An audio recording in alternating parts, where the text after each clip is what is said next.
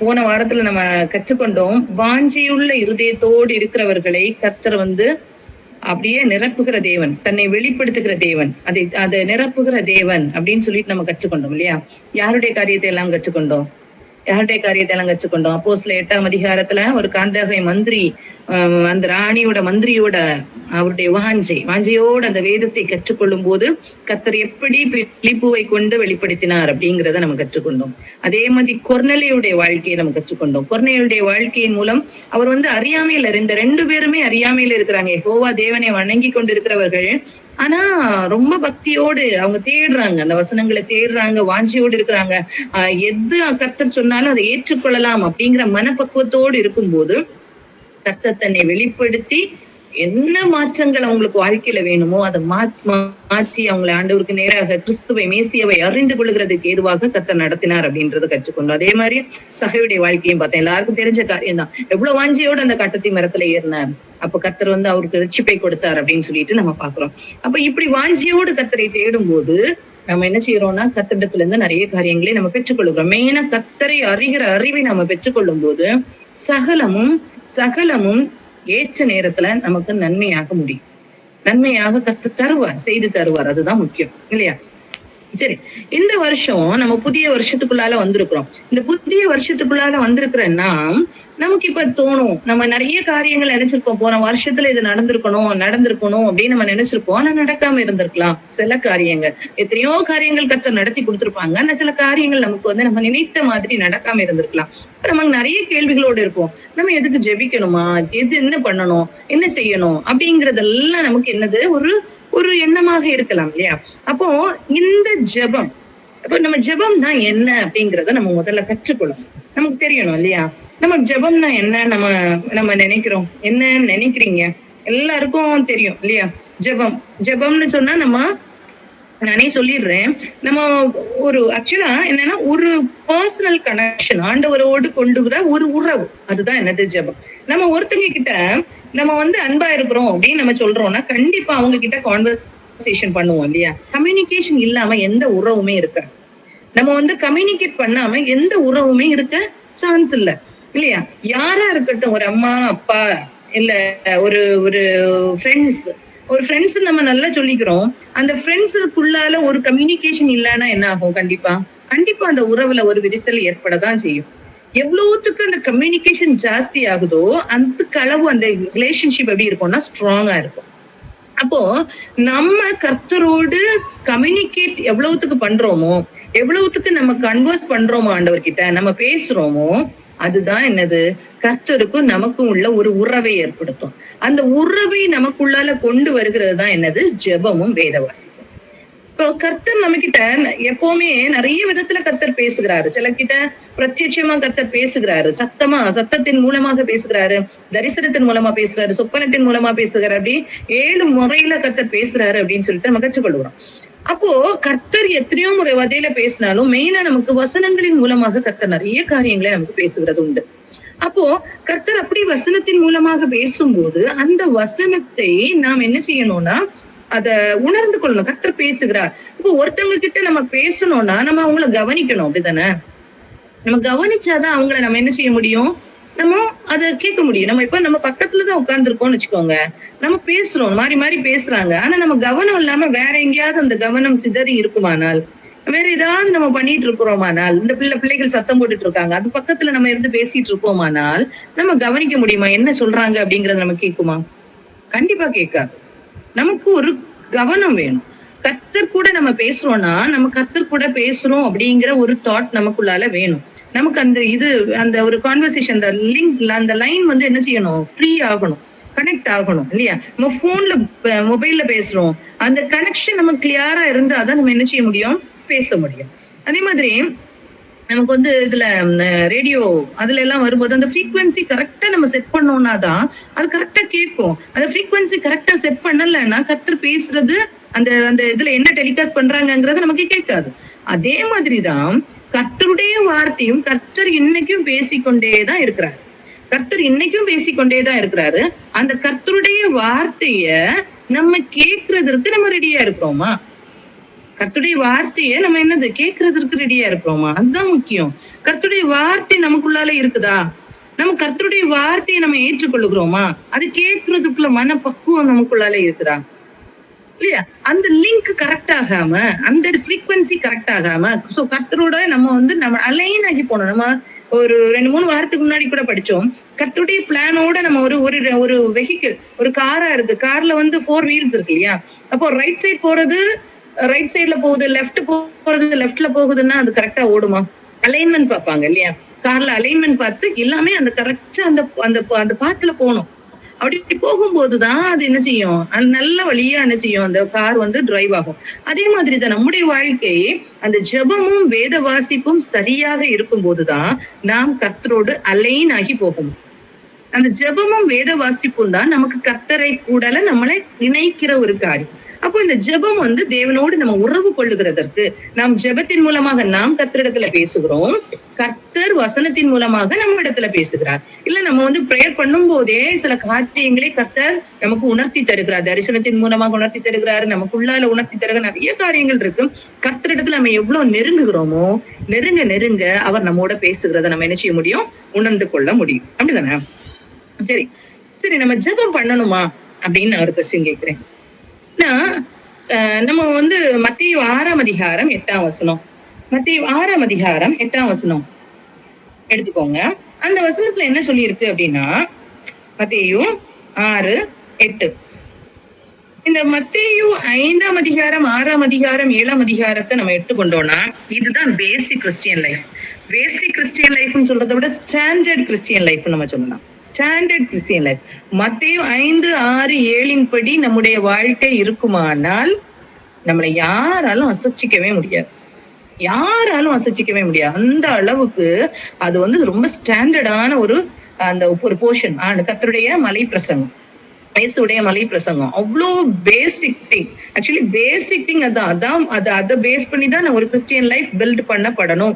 கர்த்தருக்கு மேல கட்டப்படுகிற ஒரு கிறிஸ்தவன் இதை வச்சுதான் என்ன செய்யணும், கட்டப்படணும்.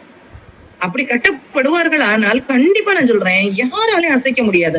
அந்த மேத்யூ 5-6-7 பேஸ் பண்ணி நம்ம வாழ்ந்தோமானால் யாருமே நம்மளை என்ன செய்ய முடியாது, அசைக்க முடியாத ஒரு காரியம். மத்தேயு 6ஆம் அதிகாரம் 8ஆம் வசனத்துல சொல்லியிருக்கு,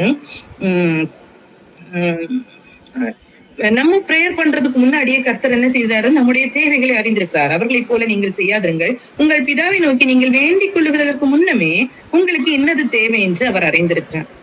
சோ நமக்கு என்ன தேவைங்கிறத கர்த்தர் அறிந்திருக்கார். நமக்கு என்ன தேவை அப்படின்னா இதுல என்ன மீன் பண்ணுது, இந்த உலகத்துல நம்மளை கர்த்தர் வைத்திருக்கிறார். ஆனால் இந்த உலகத்துல கர்த்தர் நம்மளை வைத்திருக்கிறார். ஆனால் நமக்கு என்ன தேவைங்கிறது யாருக்கு தெரியும், கர்த்தருக்கு தெரியும்.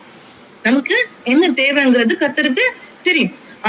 அப்படி கர்த்தருக்கு தெரியுமானால் கர்த்தர் நம்முடைய தேவைகளை சந்திக்க முடியுமா இல்லையானா கர்த்தர் நம்முடைய தேவைகளை சந்திப்பார். இந்த உலகத்துல நமக்கு என்ன தேவையோ அதை கர்த்தர் என்ன செய்வார், நமக்கு சந்திப்பார் இல்லையா? அப்போ நம்ம ஆக்சுவலி நம்ம நார்மலா நம்ம இப்ப தெரிஞ்சிருக்கலாம், நம்ம ஆண்டவருக்குள்ள வளர்ந்துருக்கிறோம், கண்டிப்பா தெரிஞ்சிருக்கோம். நம்ம நார்மல் கிறிஸ்டியன் லைஃப்ல எப்படி நம்ம பிரேயர் பண்றோம் அப்படின்னு பார்த்தோம்னா, நம்ம என்ன பிரேயர் பண்ணுவோம், ஆண்டவரே ஒரு சின்ன பிள்ளை பிறக்கும் போது நம்ம என்ன செய்யறோம், அந்த பிள்ளைக்கு சொல்லி கொடுக்கறதே நம்ம என்னதான், நல்லா படிக்கணும், இயேசுபாட்டை கேட்டு நல்ல ஞானத்தை நம்ம பெற்றுக்கொள்ளணும், படிப்பு வேணும், பட்டம் வேணும், பதவி வேணும், ஐஸ்வர்யம் வேணும், மேன்மைகள் வேணும் நமக்கு அப்படிங்கிற நிறைய காரியத்துக்காக நம்ம சின்ன பிள்ளைகளுக்கே அப்படி நம்ம கற்றுக் கொடுப்போம். அது நம்ம தெரிந்து செய்கிறோமா தெரியாம செய்கிறோமான்றது நமக்கு அடுத்தது, நம்ம யோசிக்க வேண்டிய ஒரு காரியம். ஆனா நம்ம கர்த்தரோடு இணைகிறது தான் ஜெபம் அப்படிங்கறத நம்ம சின்ன பிள்ளைங்களுக்கு கற்றுக் கொடுக்கறது உண்டா? கர்த்தர் ஜெபிக்க கற்றுக் கொடுக்குறாரு இல்லையா, எப்படி ஜெபிக்கணும்ன்றத கற்றுக் கொடுக்குறாரு. அப்போ இந்த உலக காரியங்களுக்காக நம்ம ஜெபிக்க கற்றுக் கொடுக்கிறோம், நம்ம பிள்ளைகளுக்கு, சின்ன பிள்ளைகளுக்கு நம்ம கற்றுக் கொடுக்கிறோம், நம்முடைய தேவைகளுக்காக. நம்ம அது கர்த்தர்கிட்டதான் நம்ம கேட்கணும், அது சின்ன பிள்ளைகளுக்கு. ஆனா என்னைக்குமே கர்த்தர்கிட்ட இந்த உலக காரியங்களுக்காக நம்ம கேட்டுட்டு இருந்துட்டோம்னா அது போதுமானதா இருக்குமான்னு கேட்டா அது போதுமானது அல்ல. சரியா? ஏன்னா ஒரு ஸ்டெப்ல நம்ம ஒரு சின்ன பிள்ளை நமக்கு பிறக்கும் போது, ஒரு வீட்டுல ஒரு சின்ன பிள்ளை பிறக்கும் போது அந்த சின்ன பிள்ளைக்கு எது தேவையோ அதை பார்த்து யாரு செய்வா, பெற்றோர் செய்வாங்க, பெரியவர்கள் செய்வாங்க இல்லையா?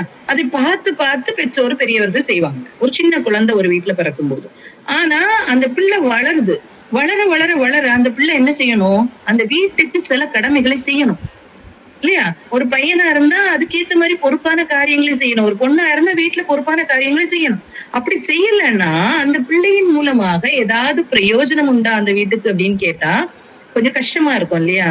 என்னைக்குமே பிறந்த பிள்ளை தவழ்ந்துட்டு இருக்கும் போதும் விழுந்துட்டு இருக்கும் போதும் அது எலும்பி நடக்க ட்ரை பண்ணும் போது விழுது, இதெல்லாம் பார்க்கும்போது சந்தோஷமா இருக்கும். ஆனா என்னைக்கும் அந்த பிள்ளை அப்படியே விழுந்துட்டு தான் இருக்குது, அப்படியே தான் இருக்குதுன்னு சொன்னா யாருக்காவது சந்தோஷமா இருக்குமா?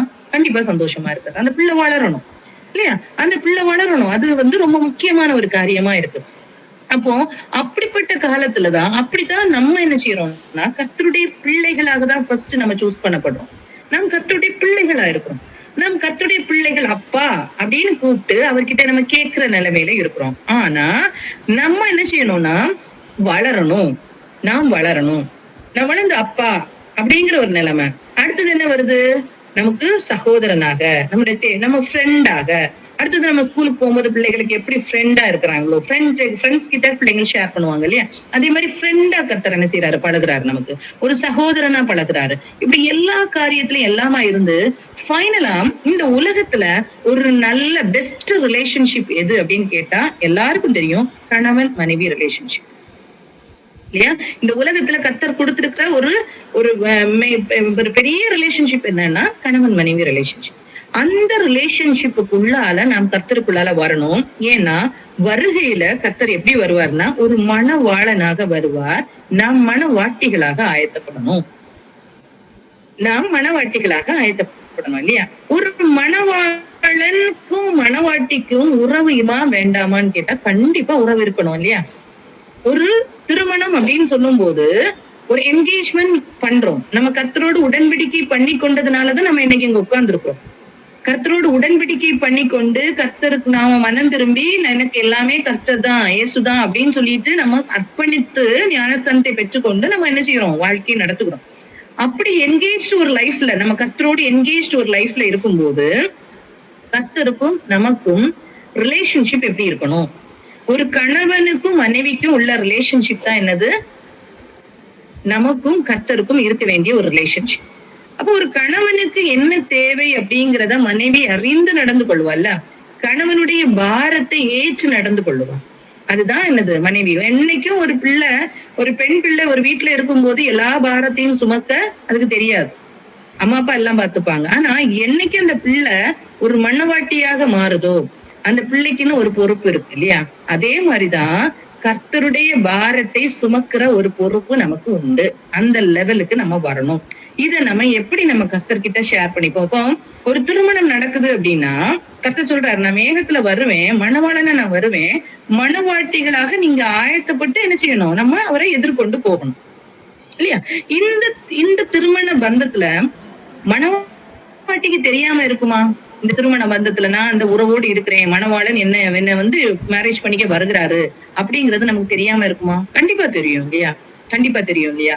அதே மாதிரி ஒரு கான்பிடன்ஸ் நமக்குள்ளால வரணும். எனக்கும் கர்த்தருக்கும் ஒரு ரிலேஷன்ஷிப் இருக்கு. அந்த ரிலேஷன்ஷிப் எப்படிப்பட்ட ரிலேஷன்ஷிப்? அவ்வளவு ரகசியமான அது யாராலும் டிஃபைன் பண்ண முடியாத ஒரு ரிலேஷன்ஷிப். அந்த ரிலேஷன் ஒரு கணவனுக்கும் மனைவிக்கும் இடையில உள்ள ரிலேஷன்ஷிப்பை யாரும் டிஃபைன் பண்ண முடியாது. ஒவ்வொரு கணவனுக்கும் மனைவிக்கும் இடையில உள்ள ரிலேஷன்ஷிப் அப்படிப்பட்ட ரிலேஷன். அதை மத்தவங்களுக்கு முன்னாலே சொல்லி காமிக்கிற ஒரு ரிலேஷன்ஷிப்பும் இல்ல, காட்டுற ஒரு ரிலேஷன்ஷிப்பும் இல்லை. அதே மாதிரி கர்த்தருக்கும் நமக்கும் உள்ள ரிலேஷன்ஷிப் அப்படிப்பட்ட ஒரு ரிலேஷன்ஷிப்பா இருக்கணும். அது யாரும் கற்று தருகிறது இல்ல, நாமும் கர்த்தரோடு இணைகிற ஒரு வாழ்க்கை. அந்த ரிலேஷன்ஷிப்புக்குள்ளால நம்ம என்ன செய்யணும், வரணும். இது வரணும்னா நம்ம என்ன செய்யணும்னா ஜெபத்தின் மூலமாக, அதான் கம்யூனிகேஷன். எவ்வளவுத்துக்கு கம்யூனிகேஷன் ஜாஸ்தியா இருக்கோ அவ்வளவுத்துக்கு நமக்கு அன்பும் பாசமும் ஷேரிங் எல்லாமே இருக்கும். அப்படித்தானே? அந்த ஷேரிங் எல்லாமே அதுக்குள்ளதான் வருது. அந்த ரிலேஷன்ஷிப்புக்குள்ளால என்ன செய்யணும், நம்ம வரணும். ஆனா இன்றைய சூழல்ல நம்ம பார்த்தோம்னா நம்ம கிறிஸ்டியானிட்டி எப்படி ஆயிடுச்சு. நான் இப்ப கிறிஸ்டியன்ஸை பத்தி தான் நான் பேச வரேனே தவிர உலக மக்களை குறித்து நான் பேச வரல. ஏன்னா நம்ம செலக்டட் பீப்புளா, நம்ம பிரித்தெடுக்கப்பட்டவர்களா நம்ம இருக்கிறோம். நம்ம கிட்ட என்னென்ன இன்னும் ஸ்டாண்டர்ட் ஆஃப் லிவிங் ஜாஸ்தி ஆகணும், அதுதான் நான் பேச வரேன். சரியா? அப்ப நம்ம புரிந்து கொள்ளணும், இந்த உலகத்துல வாழுகிறனா கிறிஸ்தவர்கள் அப்படின்னு சொல்லிட்டு வாழுகிறன்னா இன்னைக்கு எல்லாருக்கும் இந்த அறிவு இருக்கான்னு கேட்டா இல்ல. கிறிஸ்தவ சமுதாயத்துக்கு இந்த அறிவு இருக்கான்னு கேட்டா இல்ல. எல்லாருமே இன்னைக்கு நம்ம வாழுகிற இந்த உலகத்துல வாழ போறது எவ்வளவு வருஷங்கள்னா 70 வருஷம், பலத்தின் மிகுதியால் 80 வருஷம். அந்த 70 வருஷம் 80 வருஷம் வாழுகிற இந்த உலகத்துக்காக எவ்வளவு ஜெபிக்கிறோமோ அதை விட நம்ம நித்தியமாய் பரலோகத்துல இருக்க போறோம், அந்த காரியத்துக்காக நம்ம ஜெபிக்கிறது உண்டா இல்லையா? நம்ம இந்த உலகத்துல இருக்கிற காரியத்துக்காக, இந்த உலகத்துல நம்ம வாழுகிறது 70 வருஷம் 80 வருஷம். அதுலயும் கர்த்தர் சொல்லியிருக்காரு, உனக்கு என்ன தேவையோ நான் என்ன செய்வேன், எனக்கு எல்லாம் தெரியும், நீ வேண்டிக் கொள்ளுகிறதற்கு முன்பாவே எனக்கு எல்லாம் தெரியும், நான் தருவேன் அப்படின்னு சொல்லியிருக்காரு. அப்படிப்பட்ட தேவன் கிட்ட நம்ம எந்த காரியத்துக்காக அதிக நேரம் ஜெபிக்கிறோம்? அதுதான் நான் சொல்ல வரேன். கர்த்தர்கிட்ட நம்ம எதுவுமே கேட்க கூடாதுன்னு நான் சொல்றதுக்கு எந்த ரைட்ஸும் இல்லை. நான் என்னன்னாலும் நீங்க கேட்டுக்கலாம் கர்த்தர்கிட்ட. கர்த்தருக்கும் நமக்கும் உள்ள ரிலேஷன்ஷிப் தனிப்பட்ட ரிலேஷன், என்னன்னாலும் கேட்டுக்கலாம். சோ நம்ம என்ன கேட்கிறோம், நம்மளோட ஸ்டாண்டர்ட் எங்க இருக்கு அப்படிங்கறதுதான் நம்ம என்ன செய்யறோம் இன்னைக்கு கற்றுக்கொள்ள. எல்லாமே கர்த்தரிடத்துல இருந்து நம்ம பெற்றுக்கொள்ள போகிறோம். கர்த்தர் தான் நமக்கு என்னது, நமக்கு சமாதானத்தை தருகிறவர் அவர் தான், சந்தோஷத்தை தருகிறவர் தான், நம்முடைய தேவைகளை சந்திக்கிறவர் அவர் தான், நமக்கு எது இல்லாமையோ அது சொல்றது அவர் தான், எல்லாம் அவர் தான், எல்லாமே அவர் தான். ஆனா நம்முடைய அந்த ரிலேஷன்ஷிப்போ ஒவ்வொருவருக்குள்ளாலையும் எப்படி இருக்குங்கிறத ஒவ்வொருவரும் நிதானித்து பார்த்தால் அது என்ன செய்யும், நல்லா இருக்கும். ஒவ்வொருத்தரும் நம்ம நிதானித்து பார்க்கணும். இந்த உலகத்துக்குரிய காரியங்களை தான் நம்ம பார்த்துட்டு இருக்கிறோம்னா நம்ம இன்னும் நம்ம என்ன செய்யணும், வளரணும், இன்னும் நம்ம என்ன செய்யணும், வளரணும் அப்படின்னு சொல்லிட்டு அப்ப இந்த உலக வாழ்க்கையை முடித்து நாம் வாழ வேண்டிய ஒரு வாழ்க்கை என்ன அப்படின்னா, நம்ம நித்திய ராஜ்யத்துக்கு நம்ம போகணும். அதற்கு தடையாக கண்டிப்பா சத்ருவானவன் என்ன செய்யறான்னா பிரச்சனைகளை கொண்டு வருவான். அவனுக்கு பேரே என்னதான், சோதனைக்காரன் இல்லையா? அவன் சோதனைக்காரன் தான் அவனுக்கு பேரு. அவன் சோதிப்பான். இப்ப கர்த்தர் வந்து சோதிக்கிறாரு. கர்த்தர் சும்மா சோதிக்கல. கர்த்தர் யோபு வந்து சோதனைக்காரன் தான் சோதிக்க வரான். கர்த்தர் பெர்மிஷன் கொடுக்குறாரு. ஆனா கர்த்தர் ஆபிரகாமை சோதித்தாரு. அது வேற சோதனை. அன்பா இருக்கிறானா அப்படின்றத செக் பண்றதுக்காக கர்த்தர் சோதிக்கிறார். ஆனா பைபிள்ல சொல்லியிருக்கு பாருங்க, மத்தேயு 4ஆம் அதிகாரம் 3ஆம் வசனத்துல சொல்லியிருக்கு, சோதனைக்காரனாகிய அவன் வந்து யார வந்து சோதிக்கிறான், இயேசுவை சோதிக்கிறான். சோதனைக்காரன் வந்து சோதிக்கிறான்.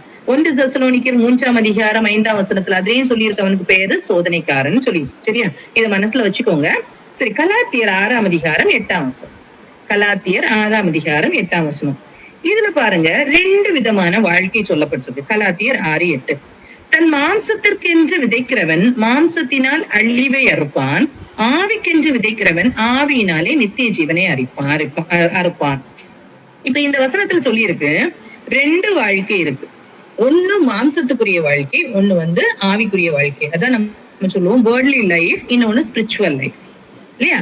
நமக்கு தெரியும். அப்போ இந்த வேர்ல்ட்லி லைஃபுக்காக நம்ம இந்த வாழுகிற வாழ்க்கை, நமக்கு விதைக்கிற காரியங்கள், நாம் செய்கிற காரியங்கள் என்ன செய்யும், அழிவை தான் நமக்கு தரும்.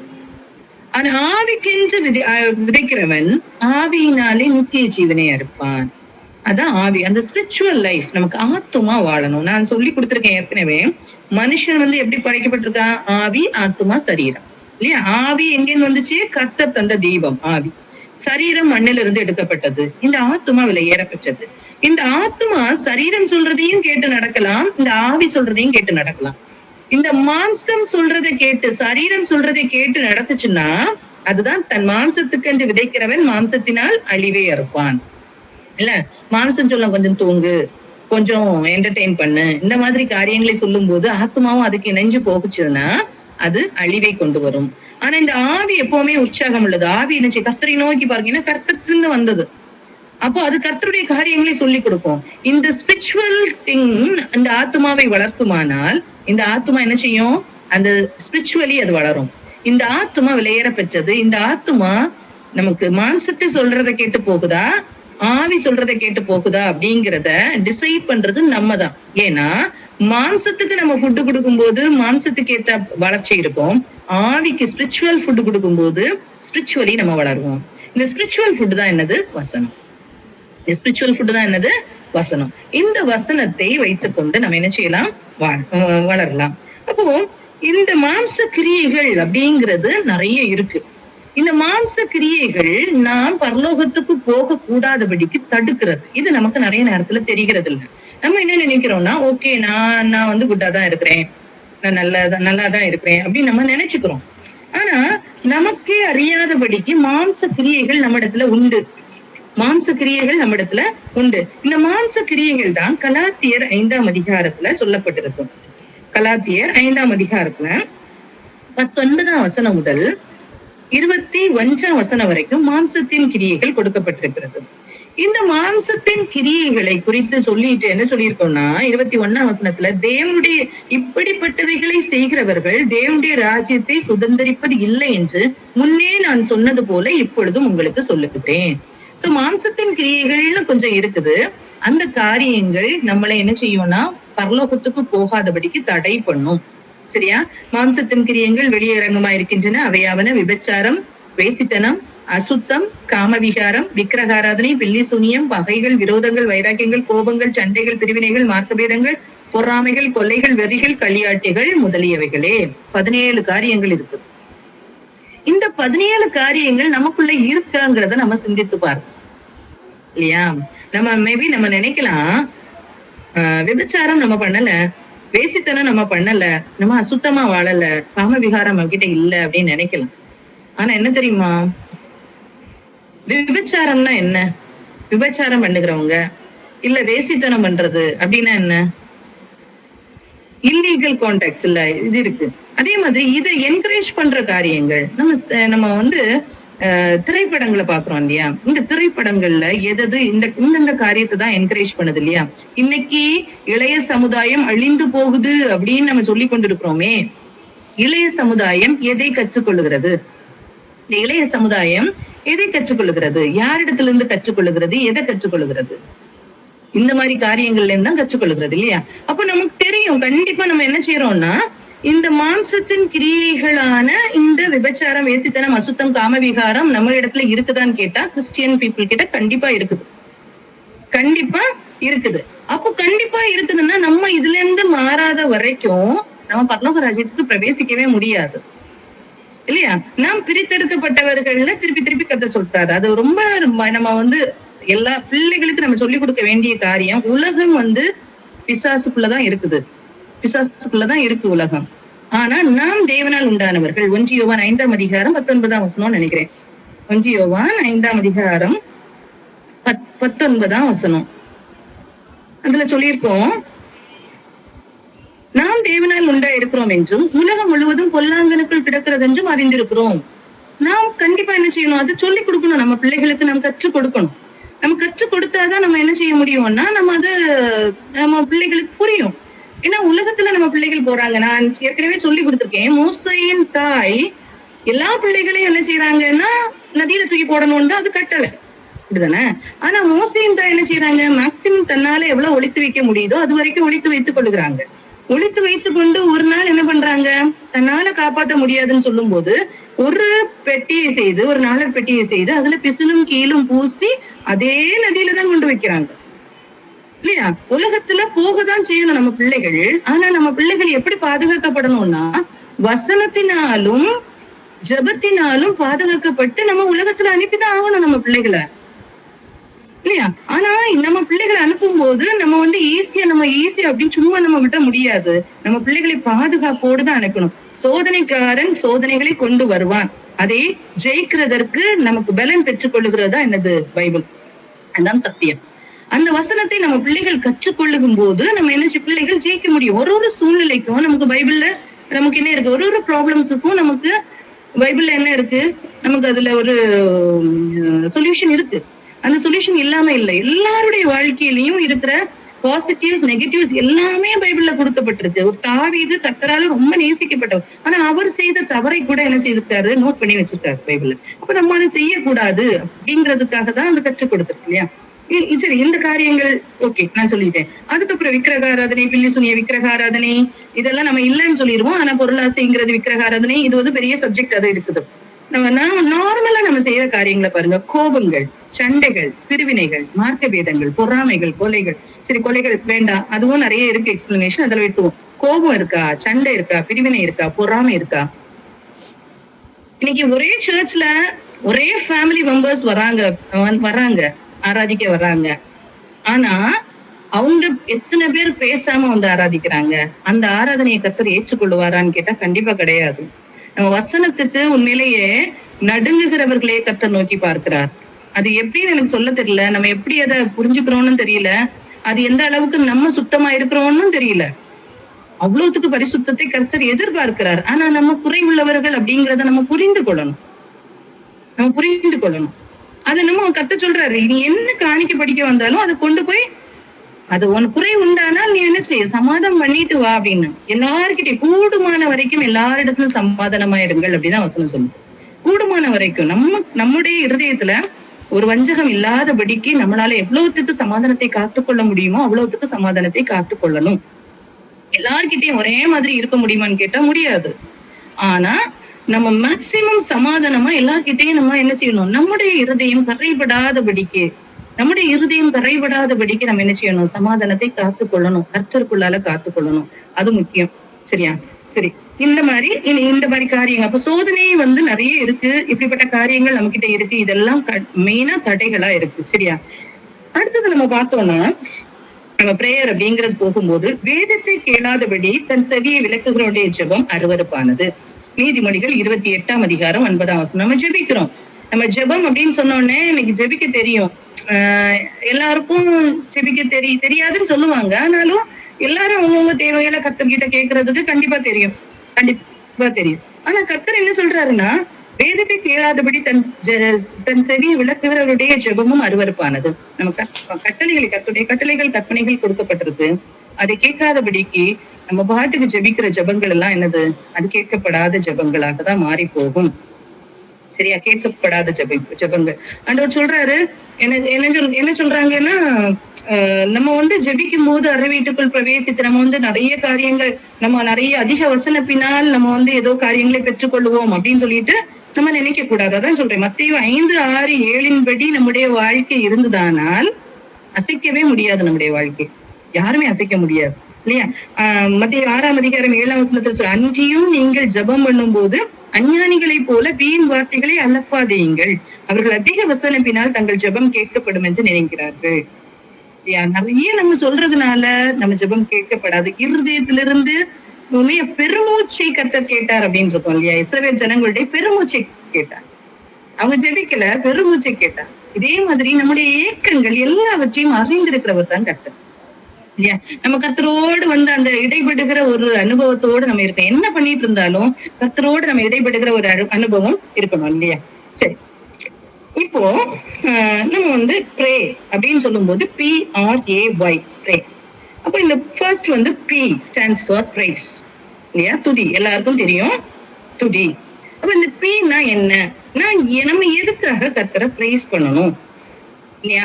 ஏசாயா 43ஆம் அதிகாரம் 21ஆம் வசனம் சொல்லுது, இந்த ஜனத்தை எனக்கென்று ஏற்படுத்தினேன், அவர்கள் என் துதியை சொல்லி வருவார்கள். இந்த ஜனத்தை எனக்கென்று ஏற்படுத்தினேன், அவர்கள் என் துதியை சொல்லி வருவார்கள். அப்போ இந்த ஜனம்னா பிரித்தெடுக்கப்பட்ட கூட்டத்தை தான் நான் பேசிட்டு இருக்கேன். இந்த பிரித்தெடுக்கப்பட்ட கூட்டமான இந்த ஜனங்கள் என்ன செய்யறாங்க, கர்த்தருடைய துதியை சொல்லி வருவார்கள், கர்த்தருடைய துதியை சொல்லி வருவார்கள் சொல்லியிருக்கு. அதே மாதிரி நமக்கு தெரியும், 150ஆம் சங்கீதம் 6ஆம் வசனத்துல சொல்லியிருக்கோம், சுவாசமுள்ள யாவும் கர்த்தரை துதிப்பதாக. நம்முடைய நாசில சுவாசம் இருக்கும் வரைக்கும் நாம் கர்த்தரை துதிக்க கடமைப்பட்டிருக்கிறோம். சரியா? இந்த பிரைஸ் அப்படின்னு சொல்லும் போது, பிரைஸுக்கும் தேங்க்ஸ் கிவிங்க்கும் வித்தியாசம் உண்டான்னு கேட்டா கண்டிப்பா உண்டு. அப்படிதானே? உண்டா இல்லையா? நாம் கர்த்தரை துதிக்கிறதற்கும் கர்த்தரிடத்துல நன்றி செலுத்துகிறதற்கும் வித்தியாசம் உண்டா அப்படின்னு கேட்டா உண்டு தானே? உண்டு. அப்போ பிரைஸ் அப்படின்னு சொல்லும் போது என்னன்னா, நம்ம கர்த்தரை அட்மையர் பண்றது இல்ல, அவர் எவ்வளவு கிரியைகளை செய்கிறார் கர்த்தர், அவருடைய கேரக்டர்ஸ் எப்படி எல்லாம் இருக்கு, ஐயோ இவங்க எப்படி இருக்காங்களே, அவங்களுடைய காரியங்களை பார்த்து அவர் அட்மையர் பண்றதா என்னது, பிரைஸ் பண்றது, இல்லையா? ஒருத்தவங்க ஒரு பிள்ளை நல்லா டான்ஸ் ஆடுதுன்னா நல்லா டான்ஸ் பண்ண அப்படின்னு சொல்லிட்டு நம்ம என்ன பண்றோம், அந்த பிள்ளைய பிரைஸ் பண்றோம், இல்லையா? அது நம்ம தேங்க் பண்ண மாட்டோம் அந்த பிள்ளை, இல்லையா? தேங்கிங்னா என்னன்னா பீயிங் கிரேட்ஃபுல் டு காட். நமக்கு ஆண்டவர் தருகிற ஒரு வாழ்க்கை, ஒரு ஜாபா இருக்கட்டும், எஜுகேஷனா இருக்கட்டும், ஒரு குழந்தை செல்வமா இருக்கட்டும், ஒரு ஃபேமிலி லைஃபா இருக்கட்டும், ஏதோ ஒரு காரியத்தை குறித்து நம்ம கர்த்தர்கிட்ட நன்றி செலுத்துக்கிறோம், இல்லையா? அது நன்றி. அப்போ நம்ம கர்த்தரை என்ன செய்யணும்னா பிரேஸ் பண்ணணும். அப்போ துதிகளின் மத்தியில் வாசமா இருக்கிற தேவன் அப்படின்னு சொல்றாரு. உதடுகளின் கனியாகிய ஸ்தோத்திர பலியை நாம் செலுத்தணும் கர்த்தருக்கு அப்படின்னு எபிரேயர் 13:15 சொல்லப்பட்டிருக்கு. அதே மாதிரி ஏசாயா 1 கர்த்தர் கேட்பாரு. அந்த 1 நம்ம வாசிச்சோம்னா தெரியும், உங்களுடைய பலிகளின் திரள் எனக்கு என்னத்துக்கு இப்படி எல்லாம் கர்த்தர் நிறைய காரியங்களை அந்த அதிகாரத்துல கேட்பாரு. அப்போ கர்த்தரை துதிக்கணும் அப்படின்னா கர்த்தர் எதிர்பார்க்கிற ஒரு காரியமும் என்னன்னா ஒரு சுத்தமான இருதயம் கர்த்தரை எதிர்பார்க்கிறார். நாம் கர்த்தரை துதிக்கணும், அது நிச்சயம். ஆனா கர்த்தர் எதிர்பார்க்கிற காரியம் என்னன்னா நம்முடைய இருதயமும் என்ன செய்யணும், சுத்தமா இருக்கணும் அப்படிங்கறத கர்த்தர் எதிர்பார்க்கிறார். சரியா? லூக்கா 4 ஒரு இன்சிடென்ட் இருக்கு பாருங்க. லூக்கா 4 இயேசு இந்த உலகத்துல ஊழியம் செய்து கொண்டிருந்த அந்த நாட்கள்ல கர்த்தர் என்ன செய்யறாருன்னா, இயேசு என்ன செய்யறாருன்னா ஜெபாலயத்துக்கு போவாரு. ஜெபாலயத்துல போகும்போது அந்த ஜெபாலயத்துல அசுத்த ஆவி பிடித்திருந்த ஒரு மனுஷன் இருப்பான். 33 ஜெபாலயத்திலே அசுத்த ஆவி பிடித்திருந்த ஒரு மனுஷன் இருந்தான். அவன், ஐயோ நசரேயனாகிய இயேசுவே, எங்களுக்கும் மட்டும் என்ன, எங்களை கெடுக்கவா வந்தீர்? உண்மை இன்னார் என்று அறிவேன், நீர் தேவனுடைய பரிசுத்தர் என்று உரத்த சத்தமிட்டான். நீர் தேவனுடைய பரிசுத்தர். அந்த பிசாசு சொன்னதுல ஏதாவது தவறு உண்டா அப்படின்னு கேட்டா இல்ல. தேவனுடைய பரிசுத்தர் அப்படின்னு சொன்னா நம்முடைய தேவன் மாத்திரம் தான். அவ பரிசுத்தர் அப்படின்னு சொல்லிட்டு அவன் சத்தம் போடுறான். ஆனா இயேசு என்ன தெரியுமா சொல்றாரு? அடுத்த வசனத்தை பாருங்க. நீ பேசாமல் இவனை விட்டு புறப்பட்டு போ என்று அதட்டினார். அப்போ இதே மாதிரி நம்ம ஒரு இன்சிடென்ட் நம்ம அப்போஸ்தலர் 16 ஒரு குறி சொல்லுகிற ஆவியுடைய பெண் என்ன செய்வா, இவர்கள் உன்னதமான தேவனுடைய குமாரர் அப்படின்னு சொல்லிட்டு பவுலை பார்த்து சொல்லுவாங்க இல்லையா? அப்ப பவுலை பார்த்து சொல்லும் போது அவர் அந்த பிள்ளைய அந்த பொண்ணை கடிந்து கொள்வாரு. அந்த குறி சொல்லுகிற ஆவி அவளை விட்டு போயிடும். அப்போ ஒரு அசுத்தமான இருதயத்தோடு ஆண்டவரை துதிக்கிறத கர்த்தர் ஒருபோதும் ஏற்றுக்கொள்ளுகிற தேவன் அல்ல. சரி, ஓகே. அடுத்தது நம்ம பார்ப்போம், எப்படி ஆண்டவரை துதிக்கணும், எதுக்காக ஆண்டவரை துதிக்கணும். அப்ப கர்த்தர் துதியை விரும்புகிறார் அப்படின்னு சொல்லிட்டு நம்ம சொல்லியிருக்கோம் இல்லையா? அப்போ தேவனுடைய வல்லமையை நம்ம அறிந்து கொள்ளணும், மகிமையை அறிந்து கொள்ளணும், அறிந்து அவரை துதிக்கணும் அப்படின்னு சொல்லியிருக்கோம். சரி, நான் ஒண்ணு கேக்குறேன். கர்த்தரை நம்ம துதிக்கிறோம் இல்லையா? நம்ம கர்த்தரை துதிக்கும் போது நமக்கு என்ன பலன் கிடைக்குது? ஏன் நம்ம கர்த்தரை துதிக்கணும்? நமக்கு என்ன கிடைக்குது? கர்த்தரை துதிக்கிறதுனால நமக்கு என்ன கிடைக்குது? சோ நம்மள ஒருத்தர் புகழ்ந்துகிட்டே இருக்கணும் அப்படின்னு மட்டும்தான் கர்த்தர் நினைக்கிறாரா? நமக்கு ஏதாவது நம்ம ஆண்டவரை துதிக்கணும் இல்லையா? இப்ப ஆண்டவரை நம்ம துதிக்கிறதுனால கர்த்தர் ஏதோ நமக்கு செய்யறாரு அப்படியா? நமக்கு ஏதாவது பலன் உண்டா அதுல? நல்லா யோசிச்சு பாருங்க. நாம் கர்த்தரை துதிக்க நாம் பலம் உள்ளவர்களாக மாறிக்கொண்டே இருப்போம். நீங்க பழைய ஏற்பாட்டு காலத்துல நம்ம இனிஷியல் கிரியேஷனை நீங்க பார்த்து பாருங்க.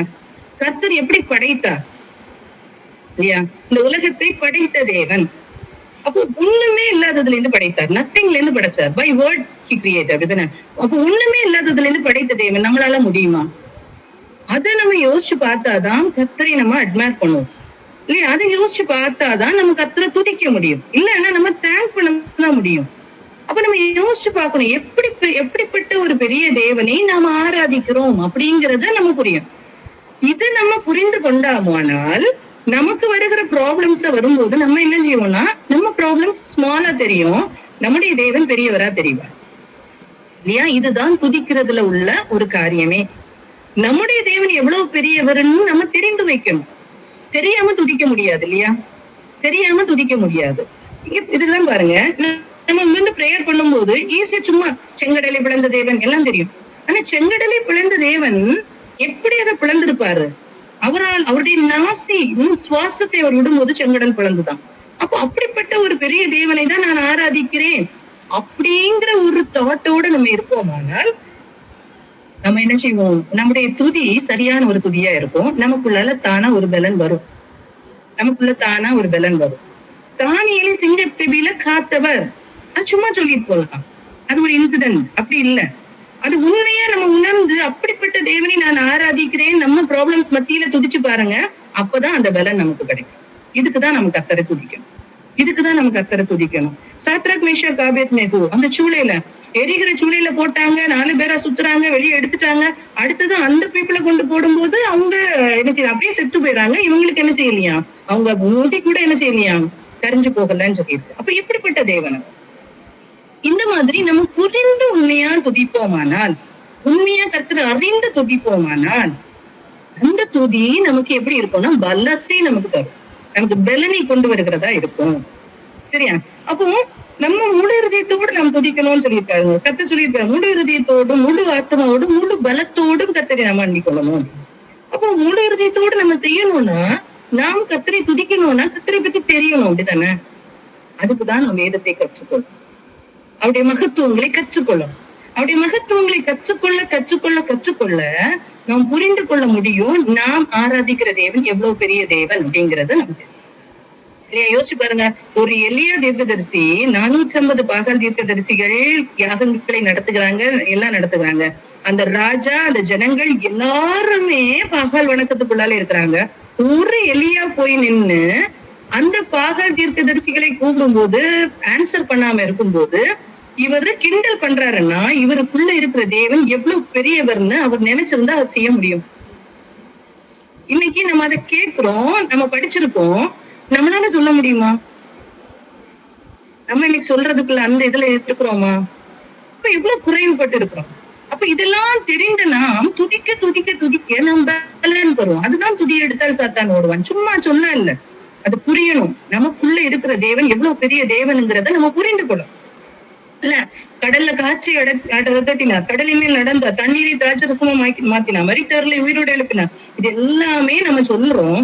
ஆனா நம்ம அதை புரிந்து உண்மையாக உணர்ந்து முழு இதயத்தோட சொல்லுவோமானால் கண்டிப்பா அது நமக்கு பலனை தரும், நம்முடைய வாழ்க்கைக்கு பலனை தரும். அப்படி இல்லைன்னா அது பலனா இருக்காது, அது பலனாவே இருக்காது. நம்ம சும்மா துதிக்கிறோமானால் நாம் அந்த பலனை பெற்றுக்கொள்ள முடியாது.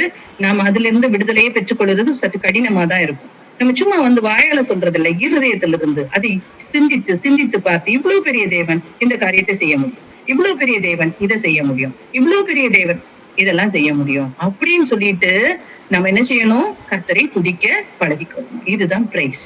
ஃபர்ஸ்ட் பிரேயர்ல நம்ம செய்ய வேண்டிய காரியம் கர்த்தரை துதித்தல். இந்த முழு இருதயத்தோடு துதிக்க நம்ம என்ன செய்யணும்? பழகிக்கொள்ளணும். சரியா? அடுத்தது ரிப்பென்ட். சரியா? இன்னும் நிறைய சொல்லலாம், இனி நீங்க தியானிக்கலாம். இனி ரிப்பென்ட் அப்படின்னு சொல்லும் போது பாவ மன்னிப்பு பெற்றுக்கொள்ளணும் இல்லையா? இந்த பாவ மன்னிப்பை கொள்ளலைன்னா நம்முடைய ஜெபத்திற்கு பலன் கிடைக்க போறது இல்லை, பதில் கிடைக்க போறது இல்லை இல்லையா? ஏசாயா 59 அதிகாரம் 1-2 இந்த வசனங்கள்ல சொல்லப்பட்டிருக்கும். ஏசாயா 59:1-2 இந்த வசனத்துல என்ன சொல்லியிருக்கோம்னா, இதோ ரட்சிக்க கூடாதபடிக்கு கர்த்தருடைய கை குறுகி போகவும் இல்லை, கேட்க கூடாதபடிக்கு அவருடைய செவி மந்தமாகவும் இல்லை. உங்கள் அக்கிரமங்களே உங்களுக்கும் உங்கள் தேவனுக்கும் நடுவாக பிரிவினை உண்டாக்குகிறது. உங்கள் பாவங்களே அவர் உங்களுக்கு செவி கூடாதபடிக்கு அவருடைய முகத்தை உங்களுக்கு மறைக்கிறது இல்லையா? அப்போ நமக்குள்ள பாவம் இருக்கு, நம்ம அக்செப்ட் பண்ணிக்கணும். நம்மகிட்ட பாவம் இல்லை அப்படின்னு யாராவது சொல்ல முடியும்னா சொல்லலாம். நான் வசனம் சொல்லி தரேன். அப்ப நமக்குள்ள கண்டிப்பா பாவம் இருக்கு, எல்லாருக்குள்ளாலையும் பாவம் இருக்கு. ஏன்னா நம்ம கர்த்தருடைய ஸ்டாண்டர்டுக்கு நம்ம இன்னும் போகல, நம்ம இன்னும் ரீச் ஆகல. நம்ம கர்த்தரிடத்துல நெருங்க கர்த்தர் நம்முடைய பாவங்களை என்ன செய்வார்னா நமக்கு உணர்த்தி தந்து கொண்டே இருப்பார் இல்லையா? ஒரு திருடன் திருடாம இருக்கிறது பாவம். அவன் இது பண்ணிட்டான், நான் சரியாயிட்டேன்னு நினைக்கிறான். ஆனா கர்த்தருடைய ஸ்டாண்டர்ட் நான் சொல்லி கொடுத்துருக்கேன் இல்லையா? கர்த்தருடைய ஸ்டாண்டர்ட் என்ன? அவன் திருடாம இருந்து குறைச்சல் உள்ளவனுக்கு கொடுக்கணும், தன் கையில் அது உண்டா இருக்கிறதற்காக நலமான வேலை செய்யணும், ஏதோ காரியங்களை செய்கிறது அல்ல. இப்படி கர்த்தருடைய ஸ்டாண்டர்ட் ரொம்ப ஹையா இருக்கு. அந்த ஹை லெவல் ஆஃப் ஸ்டாண்டர்டுக்குள்ளால நம்ம போனோம்னா நமக்குள்ளால அக்கிரமங்கள் இல்லைன்னு நம்ம ஈஸியா சொல்ல முடியாது. எல்லாருக்குள்ளாலையும் அக்கிரமங்கள் இருக்கும். நம்ம மாம்சத்துல இருக்கிற வரைக்கும், நம்ம சரீர மாம்சத்துல இருக்கிற வரைக்கும் நமக்கு பாவங்கள், டெம்டேஷன்ஸ் உண்டு. அது எந்த ஏஜா இருக்கட்டும், எவ்வளவு பெரிய ஊழியக்காரர்களா இருக்கட்டும், ஆண்டவரோடு நடக்கிறவர்களா இருக்கட்டும், இந்த டெம்டேஷன்ஸ் எல்லாருக்குமே உண்டு. அதை ஜெயிக்க நம்மளால என்ன செய்யும் முடியும்? அதற்குள்ள பலனை தான் கர்த்தர் நமக்கு தந்திருக்கிறார். சோ நம்ம ஒரு நாளும் அக்செப்ட் பண்ணணும், நம்ம பாவிகள் அப்படிங்கறத அக்செப்ட் பண்ணிக்கணும். நம்ம அக்செப்ட் பண்ணிட்டு நம்ம என்ன செய்யணும்னா கர்த்தருக்கு முன்பாக போய் நிக்கணும். ஏசாயா 59 அதிகாரம் 12 வசனம் சொல்லியிருக்கு, எங்கள் மீறுதல்கள் உமக்கு முன்பாக மிகுதியா இருக்கிறது, எங்கள் பாவங்கள் எங்களுக்கு விரோதமாக சாட்சி சொல்லுகிறது, எங்கள் மீறுதல்கள் எங்களோட இருக்கிறது, எங்கள் அக்கிரமங்களை அறிந்திருக்கிறோம் அப்படின்னு சொல்லிட்டு சொல்லப்பட்டிருக்கு இல்லையா? இதே மாதிரி நம்ம ஜெபத்துல இது ஒண்ணு அக்கிரமங்கள் இன்னும் நம்ம பார்த்தோம்னா யாக்கோபு 4:3-4 இது அடிக்கடி நம்ம சொல்ற வசனங்க தான். நம்மளை இச்சைகளை நிறைவேற்றுகிறதற்காக நம்ம ஜெபிக்கும் போது நம்ம என்ன செய்ய மாட்டோம், பெற்றுக்கொள்ள மாட்டோம். நம்ம ஜெபிக்கிற எல்லா காரியங்களும் நமக்கு நடந்ததா? போன வருஷம் நான் சொன்னேன், ஸ்டார்டிங்ல சொன்னேன், ஒரு 2024ல நம்ம கேட்ட எல்லா காரியங்களும் நடந்ததான்னு கேட்டா நடக்கல இல்லையா? நம்ம ஒரு விதத்துல நம்ம எக்ஸ்பெக்ட் பண்ணிருப்போம் ஒரு ஆன்சரை, பட் ஆண்டவர் இன்னொரு விதத்துல அழகா செஞ்சிருப்பாரு. அதை நமக்கு பிறகுதான் நம்ம புரியும். ஆனா சில காரியங்களுக்கு நமக்கு ஆன்சரே வந்திருக்காது. ஏன்னா நம்ம இச்சையினால நம்ம கேட்டிருப்போம், நமக்கு நல்லதுன்னு தோன்ற மாதிரி நம்ம கேட்டிருப்போம். அது கர்த்தருடைய திட்டமோ கர்த்தருடைய சித்தமோ இல்ல, அதனால என்ன செய்யல, இது பண்ணல. இங்க இயேசு ஜெபிச்சாரா? நமக்கு எப்பவுமே ரோல் மாடல் இயேசுதான் இல்லையா? அப்ப இயேசு ஜெபிச்சாரான்னு கேட்டா கண்டிப்பா ஜெபிச்சாரு. அவரு எப்பவுமே என்ன செய்யறாரு, கர்த்தருடைய சித்தம் நிறைவேறுகிறதற்காக, தன்னுடைய தகப்பனுடைய சித்தம் நிறைவேறுகிறதற்காக தான் அவர் என்ன செய்தார், ஜெபித்துக் கொண்டிருந்தார். ஆனா நம்முடைய இச்சைகளை நிறைவேற்ற நம்ம ஜெபிப்போமானால் அந்த ஜெபம் என்ன செய்யாது, கேட்கப்படாது. சரியா?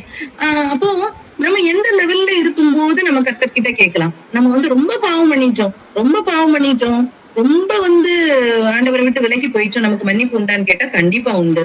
ஏன்னா சிலுவையில அறையப்பட்ட கள்ளன் கடைசி நிமிஷத்துல கர்த்தரை நோக்கி பார்த்தான், கர்த்தர் விடுதலை கொடுத்தார் இல்லையா? அதனால மன்னிப்பு உண்டான்னு கேட்டா கண்டிப்பா மன்னிப்பு உண்டு அப்படிங்கிறது நிச்சயம். அதே மாதிரி யூதாசுடைய வாழ்க்கையை பார்த்தாலும் பேதுருடைய வாழ்க்கையை பார்த்தாலும், இந்த உலகத்துல நாம் மறுதலிப்போமானால், நாம் உலகத்துல கர்த்தரை மறுதலித்தா கர்த்தர் சொல்றாரு, நானும் என்ன செய்வேன், என்னுடைய பிதாவின் முன்பாக நான் மறுதலிப்பேன்னு சொல்லியிருக்காரு. அந்த மறுதலிப்பின் காரியத்தை செய்ததுதான் பேதுரு.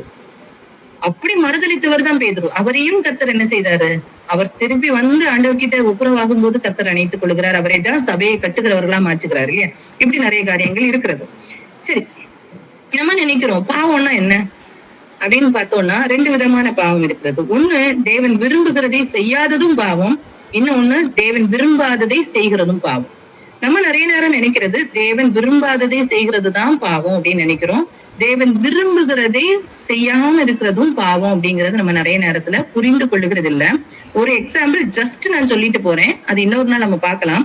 நீங்க என்னாகும் 32ஆம் அதிகாரத்தை எடுத்து பார்த்தோம்னா தெரியும், இஸ்ரவேல் ஜனங்கள் நீ போடுறீங்கன்னா 23 அந்த வசனத்தை எடுத்து போடும். 32ஆம் அதிகாரத்தை பார்த்தோம்னா அதுல சொல்லியிருக்கோம், இஸ்ரவேல் ஜனங்கள் வனாந்திரத்துல வழிநடத்தி கொண்டு வரப்படுறாங்க.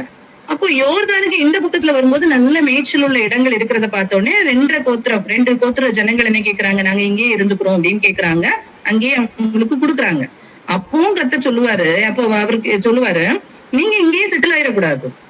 மற்றவங்களுக்கு இன்னும் என்ன செய்யல, இடம் கிடைக்கல, கானான் தேசத்துக்குள்ள போய் அவங்க இன்னும் சுதந்திரித்து கொள்ளல. அப்படி சுதந்திரித்து கொள்ளாத நேரத்துல நீங்க என்ன செய்யக்கூடாது, இங்கேயே நீங்க செட்டில் ஆயிடக்கூடாது. நீங்க அவங்க சுதந்திரிக்கிற வரைக்கும் ஆண் மக்கள் என்ன செய்யணும், போய் அவங்களோட யுத்தத்துக்கு போகணும்னு சொல்லியிருப்பாரு. அப்படி இல்லைன்னா பாவம் உங்களை தொடரும்னு சொல்லியிருப்பாரு. அந்த பாருங்க 23ஆம் வசனம், உங்கள் பாவம் உங்களை தொடர்ந்து பிடிக்கும் என்று நிச்சயமாய் அறியுங்கள். அப்போ இந்த மாதிரி காரியங்கள், இப்ப நான் மட்டும் பரலோகத்துக்கு போயிட்டா, நான் மட்டும் செட்டில் ஆயிட்டேன் அப்படிங்கிறது கிடையாது. நம் ஆத்துமாக்கள், நிறைய ஆத்துமாக்கள் இருக்கு. அந்த ஆத்துமாக்களுக்காக நாம் பரிதபிக்கவில்லை என்றால் அதுவும் பாவமே. ஆனா இது நம்ம என்ன செய்ய மாட்டோம்னா, நிறைய நேரம் நம்ம புரிந்து கொள்ளுகிறது இல்ல. நம்ம என்ன நினைப்போம்னா, ஆண்டவர் விரும்பாதது நம்ம செய்தோம்னா ஓகே, நம்ம நல்லா லைஃப் வாழ்ந்துட்டு இருக்கிறோம்னு நினைப்போம். அது ஒரு கர்த்தருடைய பார்வையில பார்க்கும்போது ஒரு சுயநலமான ஒரு வாழ்க்கை. கர்த்தருடைய பார்வையில ஒரு சுயநலமான வாழ்க்கை. அப்ப அப்படிப்பட்ட ஒரு வாழ்க்கைக்குள்ளால நம்ம என்ன செய்திடக்கூடாது, போகக்கூடாது. தேவன் விரும்புகிறதையும் செய்யணும், விரும்பாததை செய்யாம இருக்கவும் செய்யணும். இல்ல நமக்குள் பாவம் இல்லை என்போமானால், 1 யோவான் 1ஆம் அதிகாரம் 8-9 அந்த வசனத்துல சொல்லியிருக்கோம், நமக்குள் பாவம் இல்லை என்போமானால் நம்மை நாமே வஞ்சிக்கிறவர்களா இருப்போம், சத்தியம் நமக்குள் இராது. நம்முடைய பாவங்களை நாம் அறிக்கையிட்டால் பாவங்களை நமக்கு மன்னித்து எல்லா நியாயத்தையும் நீக்கி நம்மை சுத்திகரிப்பதற்கு அவர் உண்மையும் நீதியும் உள்ளவரா இருக்கிறார். நம்ம என்னைக்கும் பாவறிக்கை ஜெபம் பண்ணும்போது நம்ம ஆலயத்துல எப்பவுமே கேட்கிற ஒரு வசனம், நமக்குள்ள பாவம் இல்லை அப்படின்னு நம்ம சொல்லக்கூடாது, நமக்குள்ள பாவம் உண்டு. அதான் நான் சொல்லிட்டேன், கர்த்தரிடத்துல நெருங்க நெருங்க நெருங்க நெருங்க நம்முடைய பாவம் உணர்த்தப்பட்டு கொண்டே இருக்கும். கர்த்தர் சொல்லி தந்துட்டே இருப்பார். நம்மளை பூரணத்துக்கு நேராக கர்த்தர் நம்மளை வழி நடத்தி கொண்டு இருப்பார். நம்ம ஒரு காலத்துல நம்ம இது தப்பே இல்லைன்னு நினைச்சிருப்போம். ஆனா கர்த்தர் என்ன செய்வாருன்னா, நமக்கு நம்ம ஆண்டவர்கிட்ட அண்ட தப்ப சொல்லி தந்துகிட்டே இருப்பாரு. சரியா? நீதிமொழிகள் 28ஆம் அதிகாரம் 13ஆம் வசனம், தன் பாவங்களை மறைக்கிறவன் வாழ்வடைய மாட்டான், அவைகளை அறிக்கை செய்து விட்டு விடுகிறவனோ இரக்கம் பெறுவான். அவைகளை அறிக்கை செய்து விட்டு விட்டோம்னா நம்ம வச்சுக்கோங்க, கண்டிப்பா இரக்கம் கர்த்தரிடத்துல உண்டு. இதெல்லாம் நமக்கு தெரிஞ்ச வசனங்கள், ஜஸ்ட் சொல்லிட்டு போறேன். 1 யோவான் 1ஆம் அதிகாரம் 10ஆம் வசனம், யோவான் 1:10. நாம் பாவம் செய்யவில்லை என்போமானால் நாம் அவரை பொய்யராக்குகிறவர்களா இருப்போம், அவருடைய வார்த்தை நமக்குள் இராது. என்கிட்ட பாவம் இல்லைன்னு யாருமே சொல்ல முடியாது. நாம் அப்படி சொல்லுவோம், ஆனால் நம்ம யாரை பொய்யராக்குகிறோம்? கர்த்தரை பொய்யராக்குகிறோம். ஏன்னா கர்த்தர் சொல்றாரு, நம்ம கிட்ட என்ன உண்டு? பாவம் உண்டு. ஆனா ஒண்ணு சொல்லியிருக்கு, கர்த்தருடைய வித்து நமக்குள் இருக்குமானால் நாம் பாவத்தை தடுக்க முடியும். நாம் பாவம் செய்யாதபடிக்கு அது நம்மை தடுக்கும் அப்படின்னு சொல்லியிருக்கு இல்லையா? கர்த்தருடைய வித்து, அவருடைய வித்துனால நம்ம என்ன செய்யறோம்? உருவாக்கப்படும் போது, அவருடைய வித்துனால உருவாக்கப்படும் போது நம்ம பாவம் செய்யாதபடிக்கு நம்ம என்ன செய்வோம்? தடுக்கப்படுவோம். சரியா? இதே மாதிரிதான் நான் சொன்ன மாதிரி கலாத்தியர் 5:19 வரைக்கும் உள்ள வசனங்களை நம்ம வாசிக்கும் போது பாவங்கள் அழகாக எக்ஸ்பிளைன் பண்ணப்பட்டிருக்கும். நான் ஏற்கனவே லைட்டா சொல்லிட்டு நீங்க அதை திருப்பி தியானித்து பாருங்க.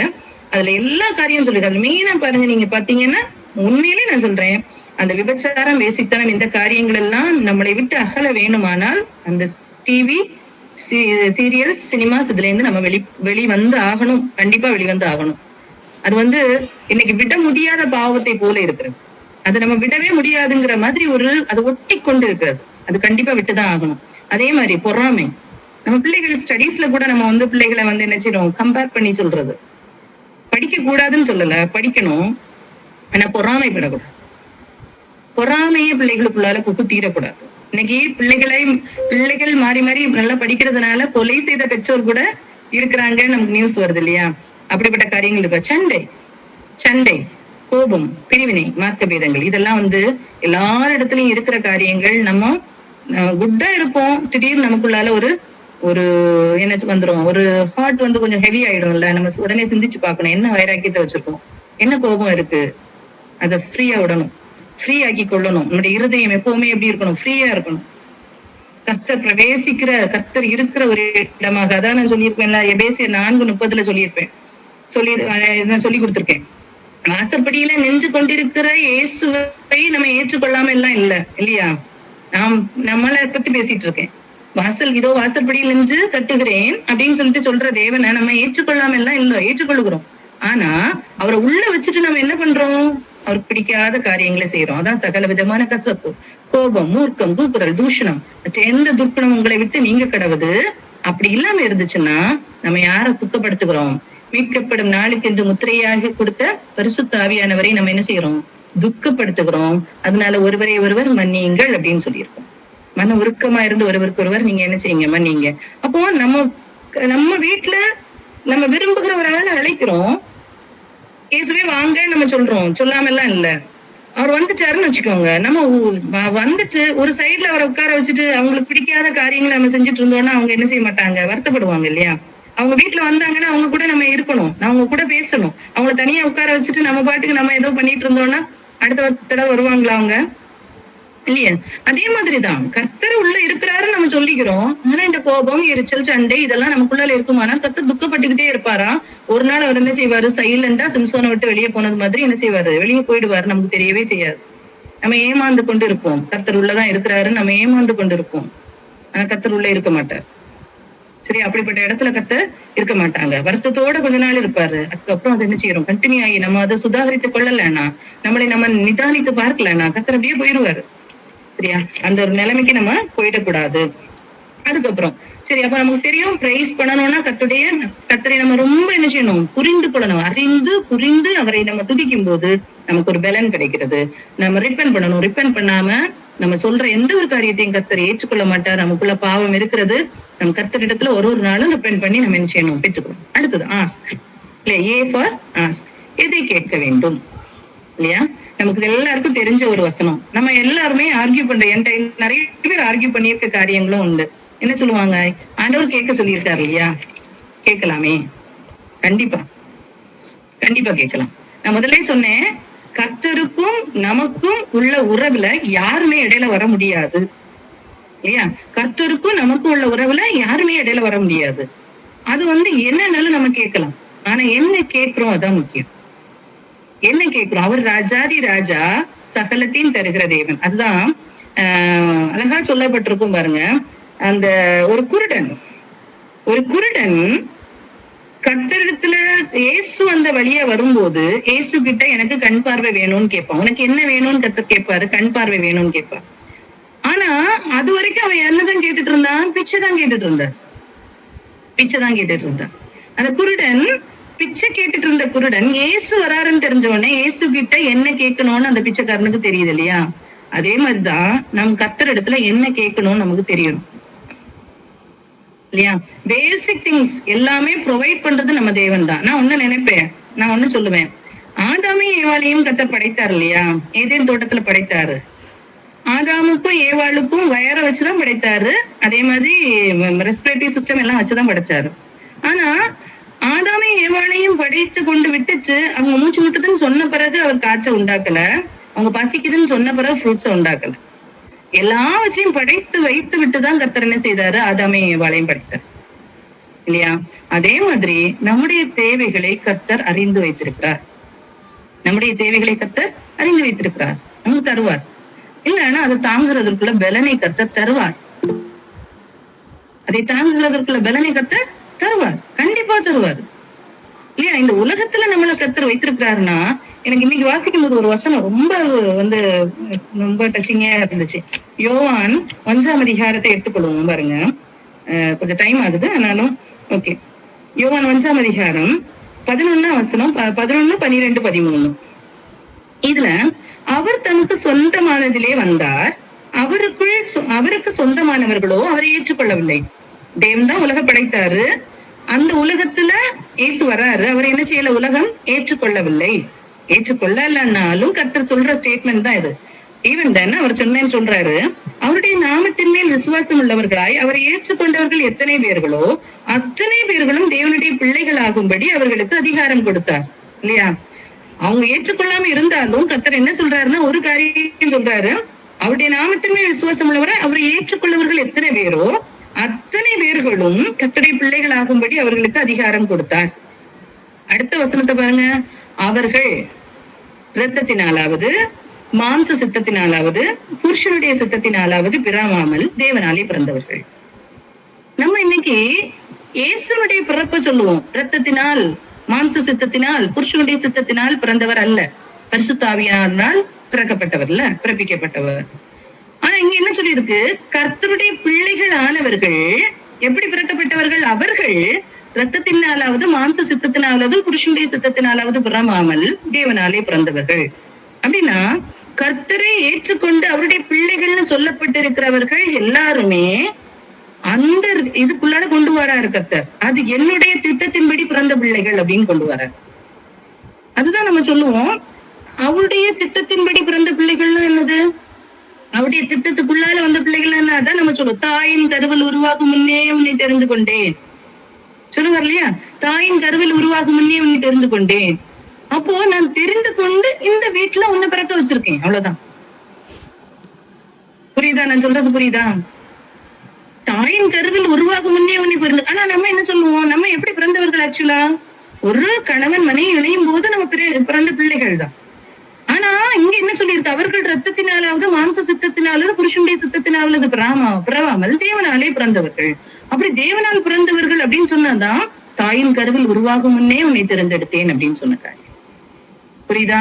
அந்த அளவுக்கு கர்த்தர் நம்ம கிட்ட அப்படி ரிலேட் பண்ணி வச்சிருக்கிறாரு. கர்த்தருடைய பிறப்பையும் நாம் கர்த்தருடைய பிள்ளைகள் அப்படின்னு சொல்லும் போது அவர் எந்த அளவுக்கு நம்மளை அப்படி மேன்மைப்படுத்தி வச்சிருக்கிறாருன்றத நம்ம பார்த்தா தெரியும். நம்ம எவ்வளவு மேன்மைப்படுத்தி வச்சிருக்காரு. நம்ம அப்படி அவருடைய திட்டத்துக்குள்ளால பிறந்தவர்கள், நம்ம சும்மா பிறந்தவர்கள் அல்ல இல்லையா? 2 பேர் இணைந்ததுனால பிறந்த பிள்ளைகள் அல்ல. எப்போ நாம் கர்த்தருடைய பிள்ளைகள் என்ற அங்கீகாரத்தை பெற்று, நாம் கர்த்தருடைய பிள்ளைகள் என்று சொல்லி நம் அங்கீகாரத்தை பெற்றுக் கொள்ளும். புரியுதா?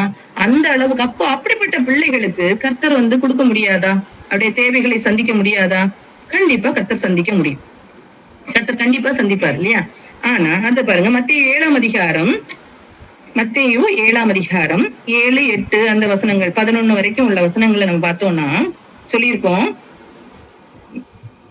கேளுங்கள் அப்பொழுது உங்களுக்கு கொடுக்கப்படும், தேடுங்கள் கண்டடைவீர்கள், தட்டுங்கள் அப்பொழுது உங்களுக்கு திறக்கப்படும், இதெல்லாம் சொல்லியிருப்பாங்க இல்லையா? அப்பத்தை கேட்கிற மகனுக்கு கல்லை கொடுப்பானா, மீனை கேட்டல் பாம்பை குடிப்பானா அப்படி சொல்லிட்டு 11ஆம் வசனத்துல சொல்லியிருக்கோம், பரலோகத்தில் இருக்க உங்கள் பிதா தம்மிடத்தில் வேண்டிக் கொள்கிறவர்களுக்கு நன்மையானவைகளை கொடுப்பது அதிக நிச்சயம் அல்லவா அப்படின்னு சொல்லியிருக்கோம் இல்லையா? இதே பேசேஜ லூக்கால நீங்க எடுத்து பாருங்க. லூக்கா 11ஆம் அதிகாரம் 9 to 13. லூக்கா 11ஆம் அதிகாரம் 9 to 13. இது நம்ம எடுத்து பார்த்தோம்னா சொல்லியிருக்கோம், நன்மையானவைகள் இதே பேசேஜ் தான் இருக்கும். அந்த நன்மையானவைகள் அந்த இடத்துல என்ன இருக்கும்னா பரிசுத்த ஆவி, பரிசுத்த ஆவியை கொடுப்பது அதிக நிச்சயம் அல்லவா அப்படின்னு சொல்லிட்டு சொல்லியிருக்கோம். சரியா? சரி, ஓகே. பரிசுத்த ஆவியானவரை நாம் பெற்றுக்கொள்ள வேண்டும் அப்படின்னு சொல்லிட்டு சொல்லப்படும். லூக்கா 11 9 to 13. 9 to 13. இல்ல சேம் வசனம் தான் கொடுத்திருக்கோம். அதுல என்ன சொல்லியிருக்கோம்னா நன்மையான அது அப்படின்னு சொல்லும் போது அந்த நன்மையானதுக்கு பதிலா என்ன சொல்லியிருக்கோம், பரிசுத்த ஆவியை கொடுப்பது அதிக நிச்சயம் அல்லவா அப்படின்னு சொல்லியிருக்கோம். 13ஆம் வசனத்துல சொல்லியிருக்கு, பரமபிதா தம்மிடத்தில் வேண்டிக் கொள்கிறவருக்கு பரிசுத்த ஆவி. அப்போ அவர் பரிசுத்த ஆவியானவரை கொடுக்கறதற்கு ரொம்ப இன்ட்ரெஸ்டா இருக்கிறாரு. நம்ம தான் அதை பெற்றுக்கொள்ளணும். இது பரிசுத்த ஆவியை பெற்றுக் கொள்ளுகிறதுனால நமக்கு என்ன கிடைக்க போகுது? எதுக்காக நம்ம பரிசுத்த ஆவியானவரை பெற்றுக்கொள்ளணும்? யோவான் 16ஆம் அதிகாரம் 8ஆம் வசனம். யோவான் 16ஆம் அதிகாரம் 8ஆம் வசனம். பாவத்தை குறித்தும் நீதியை குறித்தும் நியாய தீர்ப்பை குறித்தும் கண்டித்து உணர்த்துவார். அவர் என்ன செய்வாரு? பாவத்தை குறித்தும் நீதியை குறித்தும் நியாய தீர்ப்பை குறித்தும் உலகத்தை கண்டித்து உணர்த்துவார். அதனால பரிசுத்த ஆவியானுடைய துணை நமக்கு வேணும். அந்த பரிசுத்த துணை நமக்கு இருக்கும் போதுதான் நாம் அதை பெற்றுக்கொள்ள முடியும். அதே மாதிரி தாவீது அவருடைய சங்கீதத்துல 119ஆவது சங்கீதத்துல நிறைய வசனங்கள் இருக்கு. அந்த வசனத்தங்களை பாருங்க. 73 இருக்கட்டும், 125 அதை நோட் பண்ணிக்கோங்க நீங்க வேணா. 25, 144, 169 இந்த வசனங்கள் எல்லாம் என்ன சொல்லியிருப்பாருன்னா, எனக்கு உணர்வுள்ள இருதயத்தை தாரும் ஆண்டவரேன்னு கேட்டிருப்பாரு. எனக்கு உணர்வுள்ள இருதயத்தை தாரும். அந்த உணர்வுள்ள இருதயம் வேணும். நம்ம ஆண்டவர் கிட்ட கேட்க வேண்டிய காரியம் என்னன்னு, உணர்வுள்ள இருதயம் வேணும் அப்படின்னு சொல்லிட்டு நம்ம கேட்கணும். சரியா? சங்கீதம் இப்ப பரிசுத்த ஆவியானுடைய நிறைவை பெற்றுக் கொள்ளாதவர்களுக்கும் வசனம் இருக்கு. நமக்கு எல்லாத்துக்கும் வசனம் இருக்கு பாருங்க. சங்கீதம் 143:10. சங்கீதம் 143:10.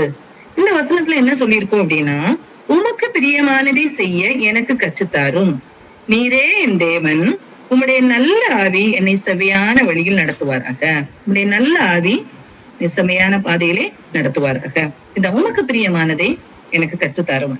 எனக்கு பிரியமான நம்ம இன்னைக்கு ஜெபத்துல கேட்கறது, ஆண்டவரே எனக்கு இதெல்லாம் முடிச்சிருக்க ஆண்டவரே, இதெல்லாம் செஞ்சு தாங்கன்னு கேட்கிறோம் இல்லையா?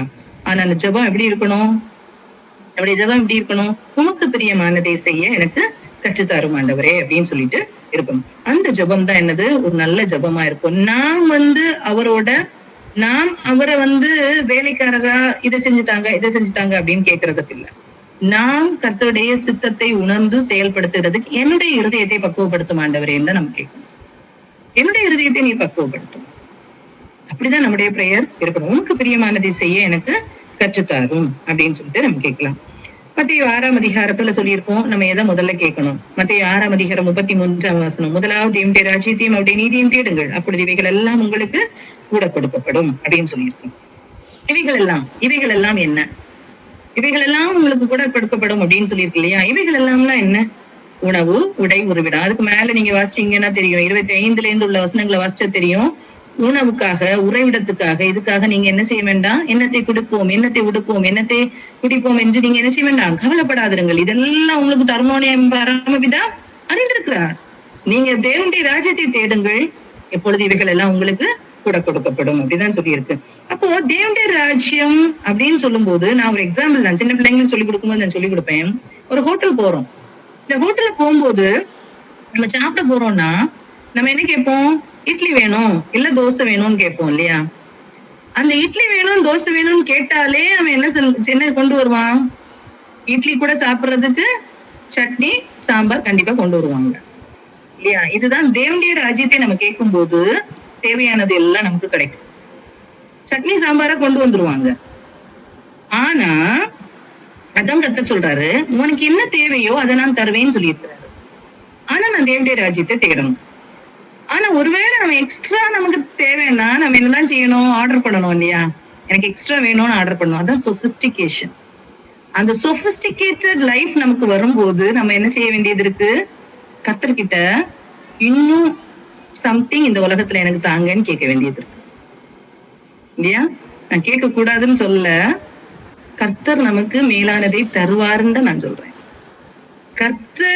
கர்த்தருடைய ராஜ்யத்திற்கு மேல எந்த காரியமும் நம்மளை தடுக்காது அப்படின்னு கர்த்தருக்கு நம்பிக்கை வந்துச்சுன்னா எதையும் கர்த்தர் தருவார். எதையும் கர்த்தர் தருவார்.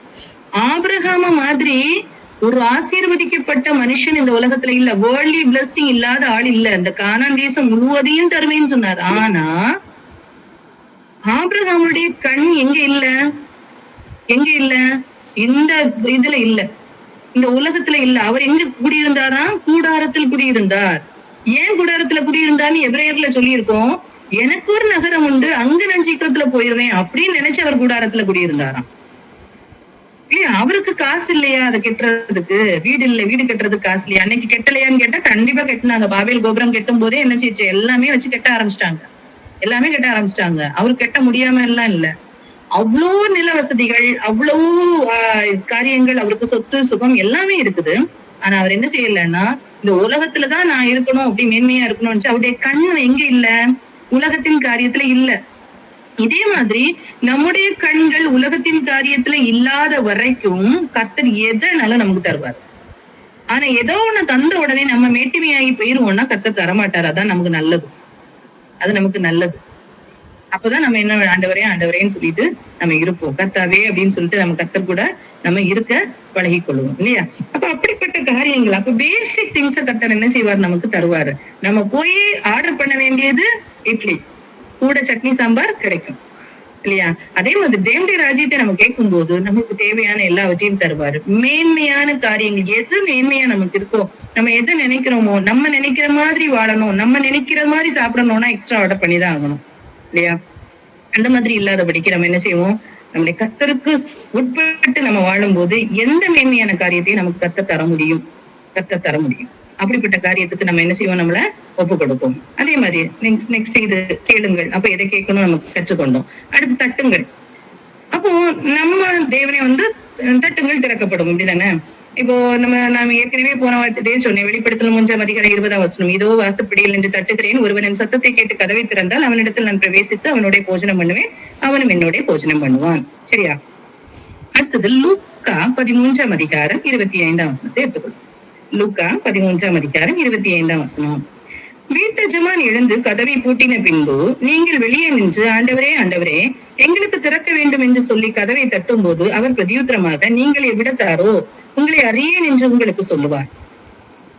அப்போ நம்ம கர்த்தர் தட்டும் போது, வாசப்படியில தட்டும் போது நம்ம கதவை திறந்து கொடுத்து அவரை சந்தோஷமா வரவேற்று அவருக்கு பிரியமானதை செய்திருக்கும் போது நாம் தட்டும் போது கர்த்தர் திறப்பார். அதுதான் காரியம்.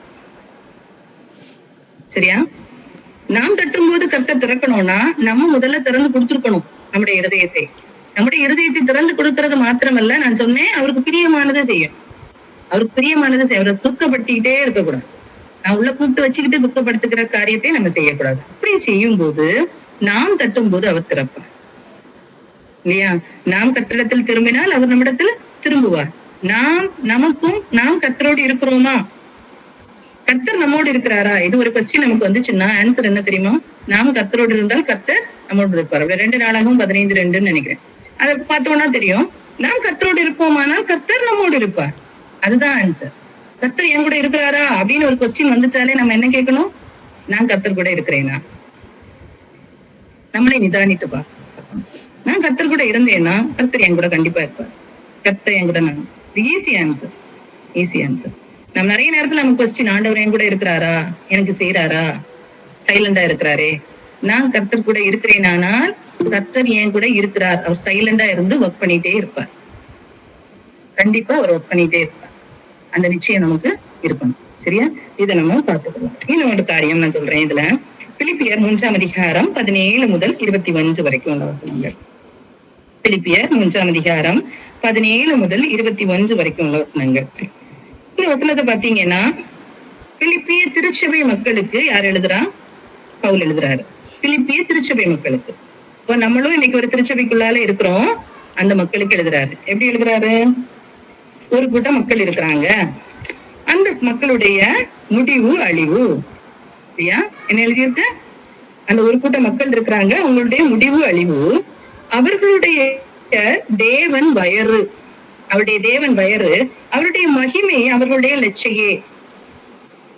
அவர்கள் பூமிக்கு அடுத்தவைகளை சிந்திக்கிறார்கள்.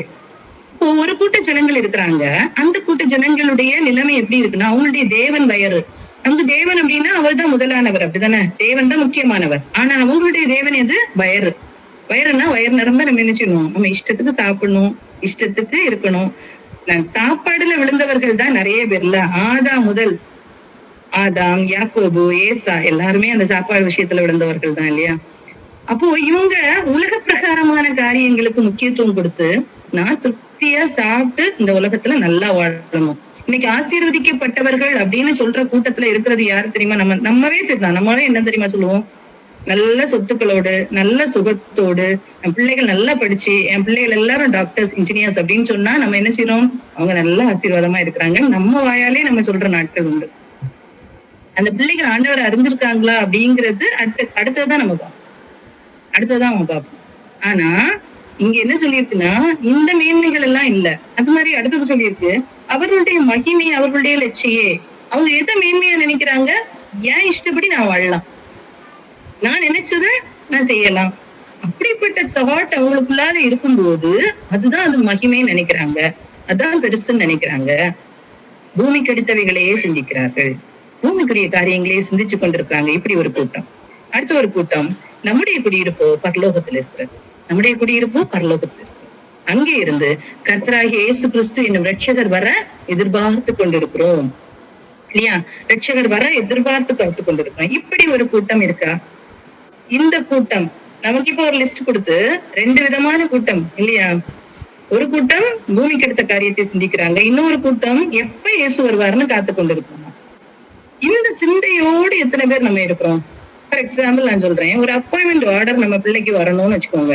இந்த பிள்ளைக்கு வேலைக்கு போயிருக்கா, வேலை கிடைச்சிருச்சு. சோ அப்பாயின்மெண்ட் ஆர்டர் வந்து என்னைக்கு ஜாயினிங் அப்படிங்கறது தெரிஞ்சு நம்ம என்ன செய்யணும்? ஒரு டிஸ்டன்ட் பிளேஸ்ல போகணும். நம்ம பிள்ளை என்னைக்குமே காத்திருப்போமா இல்லையா? இன்னைக்கு வருமா, இன்னைக்கு வருமா, இன்னைக்கு வந்துருமோ அப்படின்னு காத்திருப்போமா இல்லையா? கண்டிப்பா காத்திருப்போம். வந்த பிறகுதான் அந்த பிள்ளைக்கு நம்ம என்னென்ன கொண்டு போனோம், அந்த பிள்ளைக்கு என்னென்ன காரியத்தை நம்ம ப்ரிப்பேர் பண்ணணும், இதெல்லாம் வந்த பிறகு நம்ம யோசிப்போம் இல்ல. அதுக்கு முன்னாடியே அந்த பிள்ளை எங்க ஸ்டே பண்ணணும், எப்படி இருக்கணும், அந்த பிள்ளைக்கு தேவையானது என்னது, எல்லாவற்றையும் நம்ம பாக்குறோம் இல்லையா?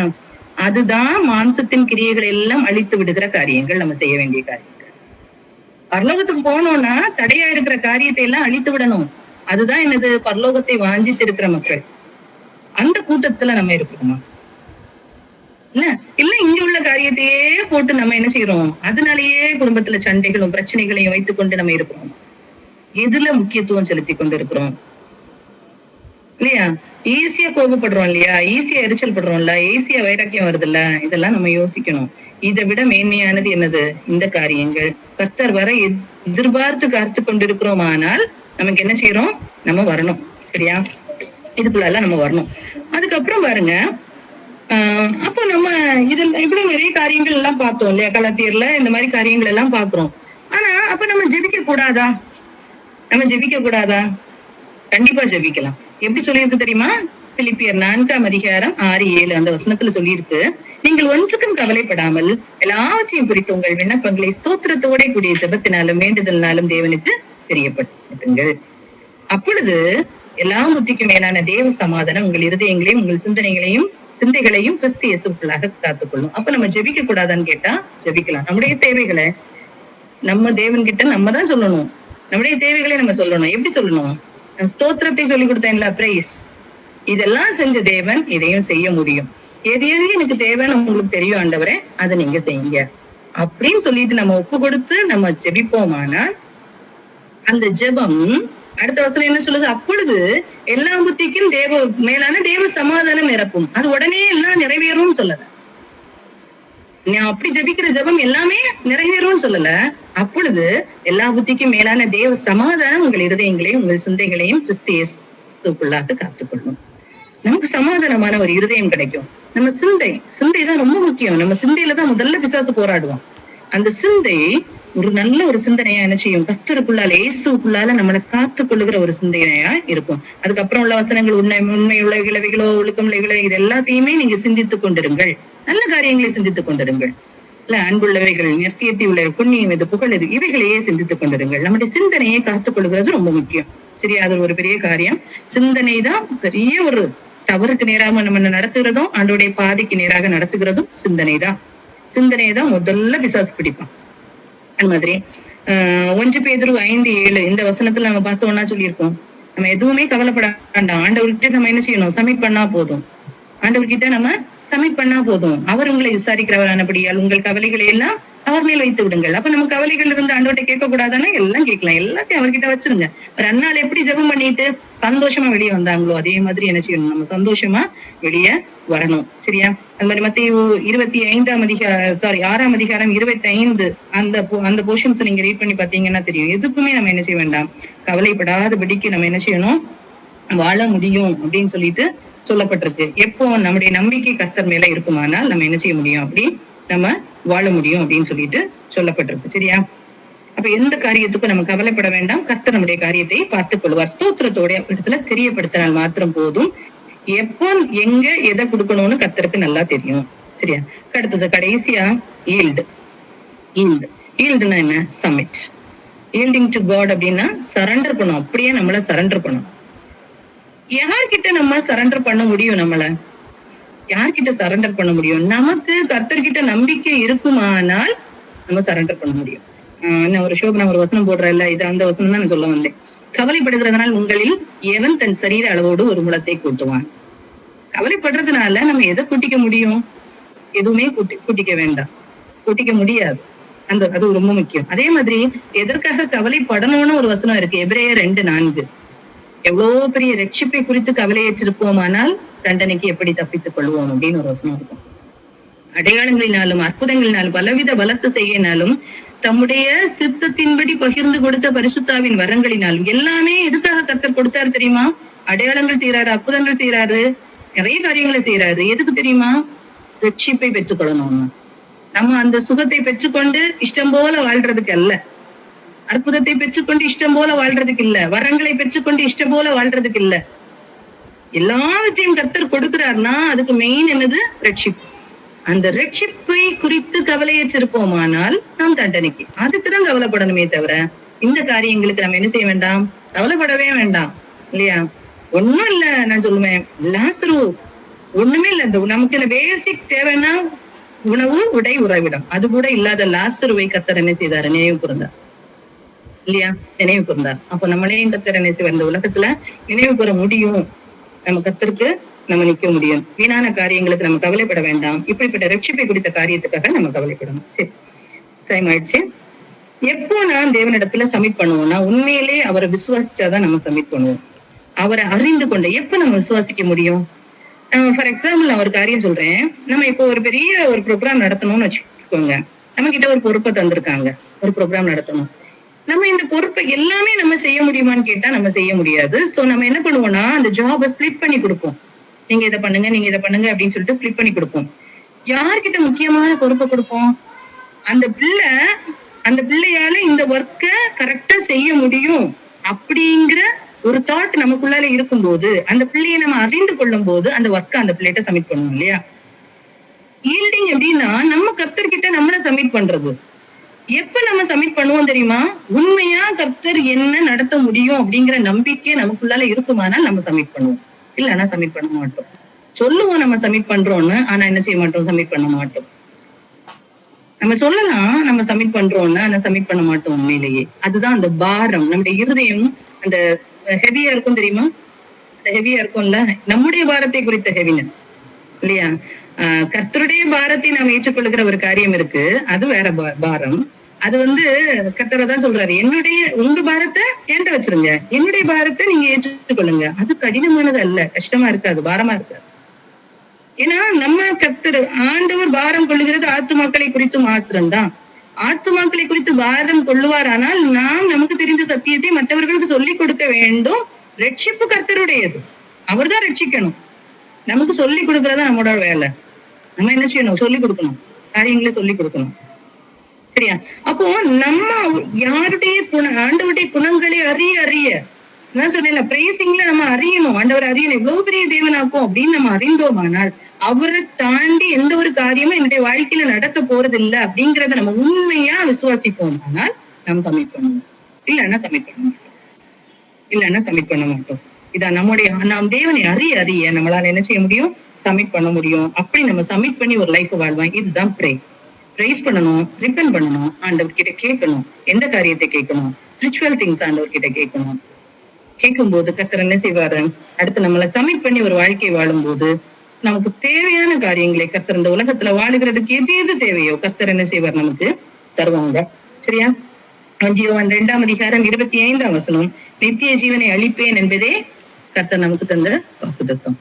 வெளிப்படையாக வாக்குத்தத்தம் அப்படின்னு சொல்லி கர்த்தர் கொடுத்த காரியம் என்ன தெரியுமா? நித்திய ஜீவனை கொடுப்பேன், நித்திய ஜீவனை அளிப்பேன் அப்படிங்கறதான் கர்த்தர் வெளிப்படையாக நம்ம எதோ வாக்குத்தத்தங்களை எடுத்துக்கொள்கிறோம். நான் எடுத்துக்கொள்ள வேண்டாம்னு சொல்லல. எல்லா வாக்குத்தத்துக்கும் பின்னால ஒரு கண்டிஷன் உண்டு. அந்த கண்டிஷனை ஃபாலோ பண்றவங்களுக்கு தான் அது வாக்குத்தத்தம் நிறைவேறும். தானே? கண்டிஷனை ஃபாலோ பண்ணும்போதுதான் நிறைவேறும். அப்போ நித்திய ஜீவனை அளிப்பேன் என்பதே கர்த்தர் தந்த வாக்குத்தத்தம். அது எது நித்திய ஜீவன்? யோவான் 17:3 மெய்யான தேவனாகிய உம்மையும் நீர் அனுப்பினவராகிய இயேசு கிறிஸ்துவையும் அறிந்து கொள்வதே நித்திய ஜீவன். அவரை அறிந்து கொள்வது, கர்த்தரை அறிந்து கொள்ளணும். கர்த்தரை நம்ம அறிய அவருடைய மகத்துவங்களை அறிய நம்ம கர்த்தரிடத்துல நம்மளை சப்மிட் பண்ணுவோம். சப்மிட் பண்ண நம்ம என்ன செய்வோம்? கர்த்தர்கிட்ட நம்மள சப்மிட் பண்ணி ஒரு திருப்தியான ஒரு சமாதானமான ஒரு வாழ்க்கையை நம்ம பெற்றுக்கொள்வோம். இதுதான் ஒரு கரெக்ட் பிரேயர் லைஃப். இந்த பிரேயர் லைஃப்குள்ளால நம்ம என்ன செய்யணும்? வரணும். இந்த லைஃப்குள்ளால வரணும். நம்ம தெரிஞ்சாதானே வாஞ்சிக்க முடியும் இல்லையா? இப்படி ஒரு பிரேயர் லைஃப்குள்ளால நம்ம வரணும். கர்த்தரை நம்பி, கர்த்தர் அப்படியே நம்ம அவரை விசுவாசித்து கர்த்தரை அறியணும். ஏன்னா கர்த்தரை பத்தின காரியங்களை அவருடைய அதை அறிந்து கொள்ளுகிற, அவருடைய அன்பை புரிந்து கொள்ளுகிற ஆழம், நீளம், அகலம், உயரம் இதை நம்ம புரிந்துக்கவே முடியாதுன்னு தான் வசனம் சொல்லுது இல்லையா? அந்த பேசியர் அந்த புக்ல எல்லாம் சொல்லியிருக்கோம். கர்த்தருக்குடைய ரகசியத்தையும் கர்த்தருக்குள்ளால நம்ம எவ்வளவு ஐஸ்வர்யவான்கள் என்பதையும் அந்த அதிகாரம் சொல்லி கொடுக்கும். ஐஸ்வர்யமும் கர்த்தருக்குள்ளால ஐஸ்வர்யவான்கள் யாருன்னா, நாம் கர்த்தரோட அந்த மீட்கப்பட்டவர்களா இருக்கிறோம் இல்லையா? அதான் கர்த்தருக்கு பார்வையில ஐஸ்வர்யம். கர்த்தருடைய ரகசியத்தை அறிந்தவர்கள் யார் தெரியுமா? நாம் ஒரு நாள் கர்த்தரோடு இருக்க போறோம் அப்படிங்கிற ரகசியத்தை புரிந்து கொண்டவர்கள் தான் அந்த கர்த்தருடைய ரகசியத்தை பெற்றுக்கொண்டவர்கள். இந்த ரெண்டையும் பெற்றுக்கொண்டு நாம் இருப்போமானால் ஒரு நேர்த்தியான வாழ்க்கையை நம்ம இந்த உலகத்துல வாழ முடியும். இப்படி ஒரு லைஃப்காக நம்ம என்ன செய்வோம்? சப்மிட் பண்ணுவோம். கர்த்தர் நேர்த்தியான பாதையில நம்மளை கண்டிப்பா நடத்துவோம். சரியா? இன்னைக்கு கொஞ்சம் ஜாஸ்தியான நேரம் ஆயிடுச்சு. ஆனாலும் கடைசியில நம்ம நாளைக்குள்ள ஆராதனைக்காக நம்ம ப்ரேயர் பண்ணணும். இந்த மீட்டிங்ல நிறைய பேர் தேவைகளோடு வந்திருப்பாங்க. அவங்களுக்காகவும் நம்ம ப்ரேயர் பண்ணுவோம். கண்டிப்பா நம்ம கர்த்தருக்காக நிற்கும் போது கர்த்தர் எது நமக்கு தேவையோ அந்த காரியங்களை கர்த்தர் நமக்கு தருவாங்க. நாளைக்குள்ள ஆராதனைகளுக்காக ப்ரேயர் பண்ணுவோம். ப்ரேயர் பண்ணி முடிக்கலாம். ஷோபனா ப்ரேயர் பண்ணி முடிச்சு. ஸ்தோத்திரம் தகப்பனே. அப்பா அம்மை நாங்கள் துதிக்கிறோம் அப்பா, ஸ்தோத்தரிக்கிறோம் ஆண்டவரே. ஐயா, நீர் நீதியின் தேவன் அப்பா, நீர் பரலோகத்துல வாசம் பண்ணுகிறவர் ஆண்டவரே. அப்பா, நீர் உயர்ந்தவராய் இருந்தும் தாழ்மையுள்ளவனை நோக்கி பார்க்கிற கர்த்தர் ஆண்டவரே. அப்பா ஸ்தோத்திர ராஜா ஆண்டவரே. இந்த வேளையில ராஜா இயேசப்பா, உம்முடைய பாதத்துல நீர் எங்களை கூட்டி சேர்த்தீர, உமக்கு நன்றி ஆண்டவரே. ஐயா, ஒன்றான மெய் தேவனாகிய உண்மை அறிந்து கொள்ளக்கூடிய பாக்கியத்தை ஆண்டவரே எங்களுக்கு நீர் பாராட்டினீரே, உமக்கு நன்றி அப்பா. ஆமேன் தகப்பனே. இந்த உலகத்துல ராஜா அப்பா ஸ்தோத்திரம் அப்பா ஆண்டவரே. அப்பா சாட்டர்டே நைட்னா ஆண்டவரே எத்தனையோ ஜனங்கள் ஆண்டவரே அப்பா கேளிக்கைகளிலும் ஆண்டவரே அப்பா ஆண்டவரே உலகத்தின் காரியங்களிலும் ஓடிக்கொண்டு இருக்கிற வேளையில எங்களுக்கு கிடைச்ச பாக்கியத்தை எண்ணி ஆண்டவரே ஐயா உமக்கு நாங்க நன்றி செலுத்துகிறோம்ப்பா. இப்படிப்பட்ட ஒரு கூட்டமாய் நீர் எங்களை வைத்திருக்கிறீரே ஐயா ஆண்டவரே. இதற்கு எந்த பாத்திரவான்களா அல்லப்பா நாங்க. ஆனால் தகப்பனே ராஜா, நீர் எங்களை தெரிந்து கொண்டீரப்பா ஆண்டவரே. உம்முடைய பாதத்துல அமர்ந்து ஐயா சத்தியத்தை எங்களுக்கு நீர் கற்று தருகிறதற்காக ஐயா உம்மை நாங்கள் ஸ்தோத்தரிக்கிறோம் ஆண்டவரே.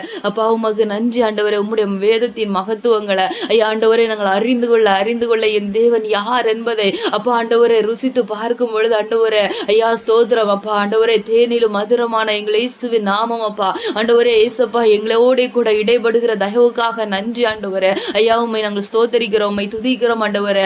இம்மட்டும் எங்களை பாதுகாத்து நடத்துகிற எங்கள் நல்ல எபனேசருக்கு நன்றி அப்பா. ஆமேன் ஆண்டவரே.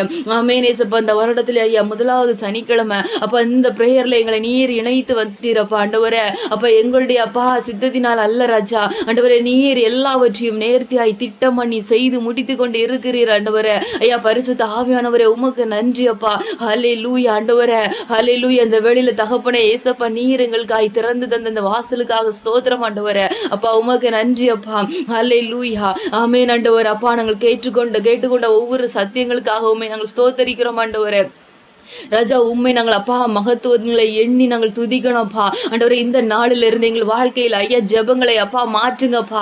அப்பா இவ்வளவு நாள் ஆண்டவரே நாங்கள் என்ன ஜெபிக்கிறோம் எதற்காய் ஜெபிக்கிறோம் என்பதை தெரியாம ஐயா ஆண்டவரே ஏதோ ஒரு அப்பா கடமைகளை போல அப்பா ஆண்டவரே அப்பா ஜெப புக்கை எடுத்து வைத்துக்கொண்டு பிரேயர் பாயிண்ட்ஸ் எடுத்து வைத்துக்கொண்டு ஸ்தோத்திர பலிகளை எடுத்து வைத்துக்கொண்டு ஐயா நாங்கள் ஜெபித்து கொண்டு இருப்போம். ஆனால் இன்றைக்கு என் தேவனாகிய கர்த்தர் நீர் எங்களை தொடுவீராகப்பா. எங்களுடைய இருதயத்துல ஐயா ஆண்டவரே ஒரு ஜெப ஆவியினால நிரப்புவீராகப்பா.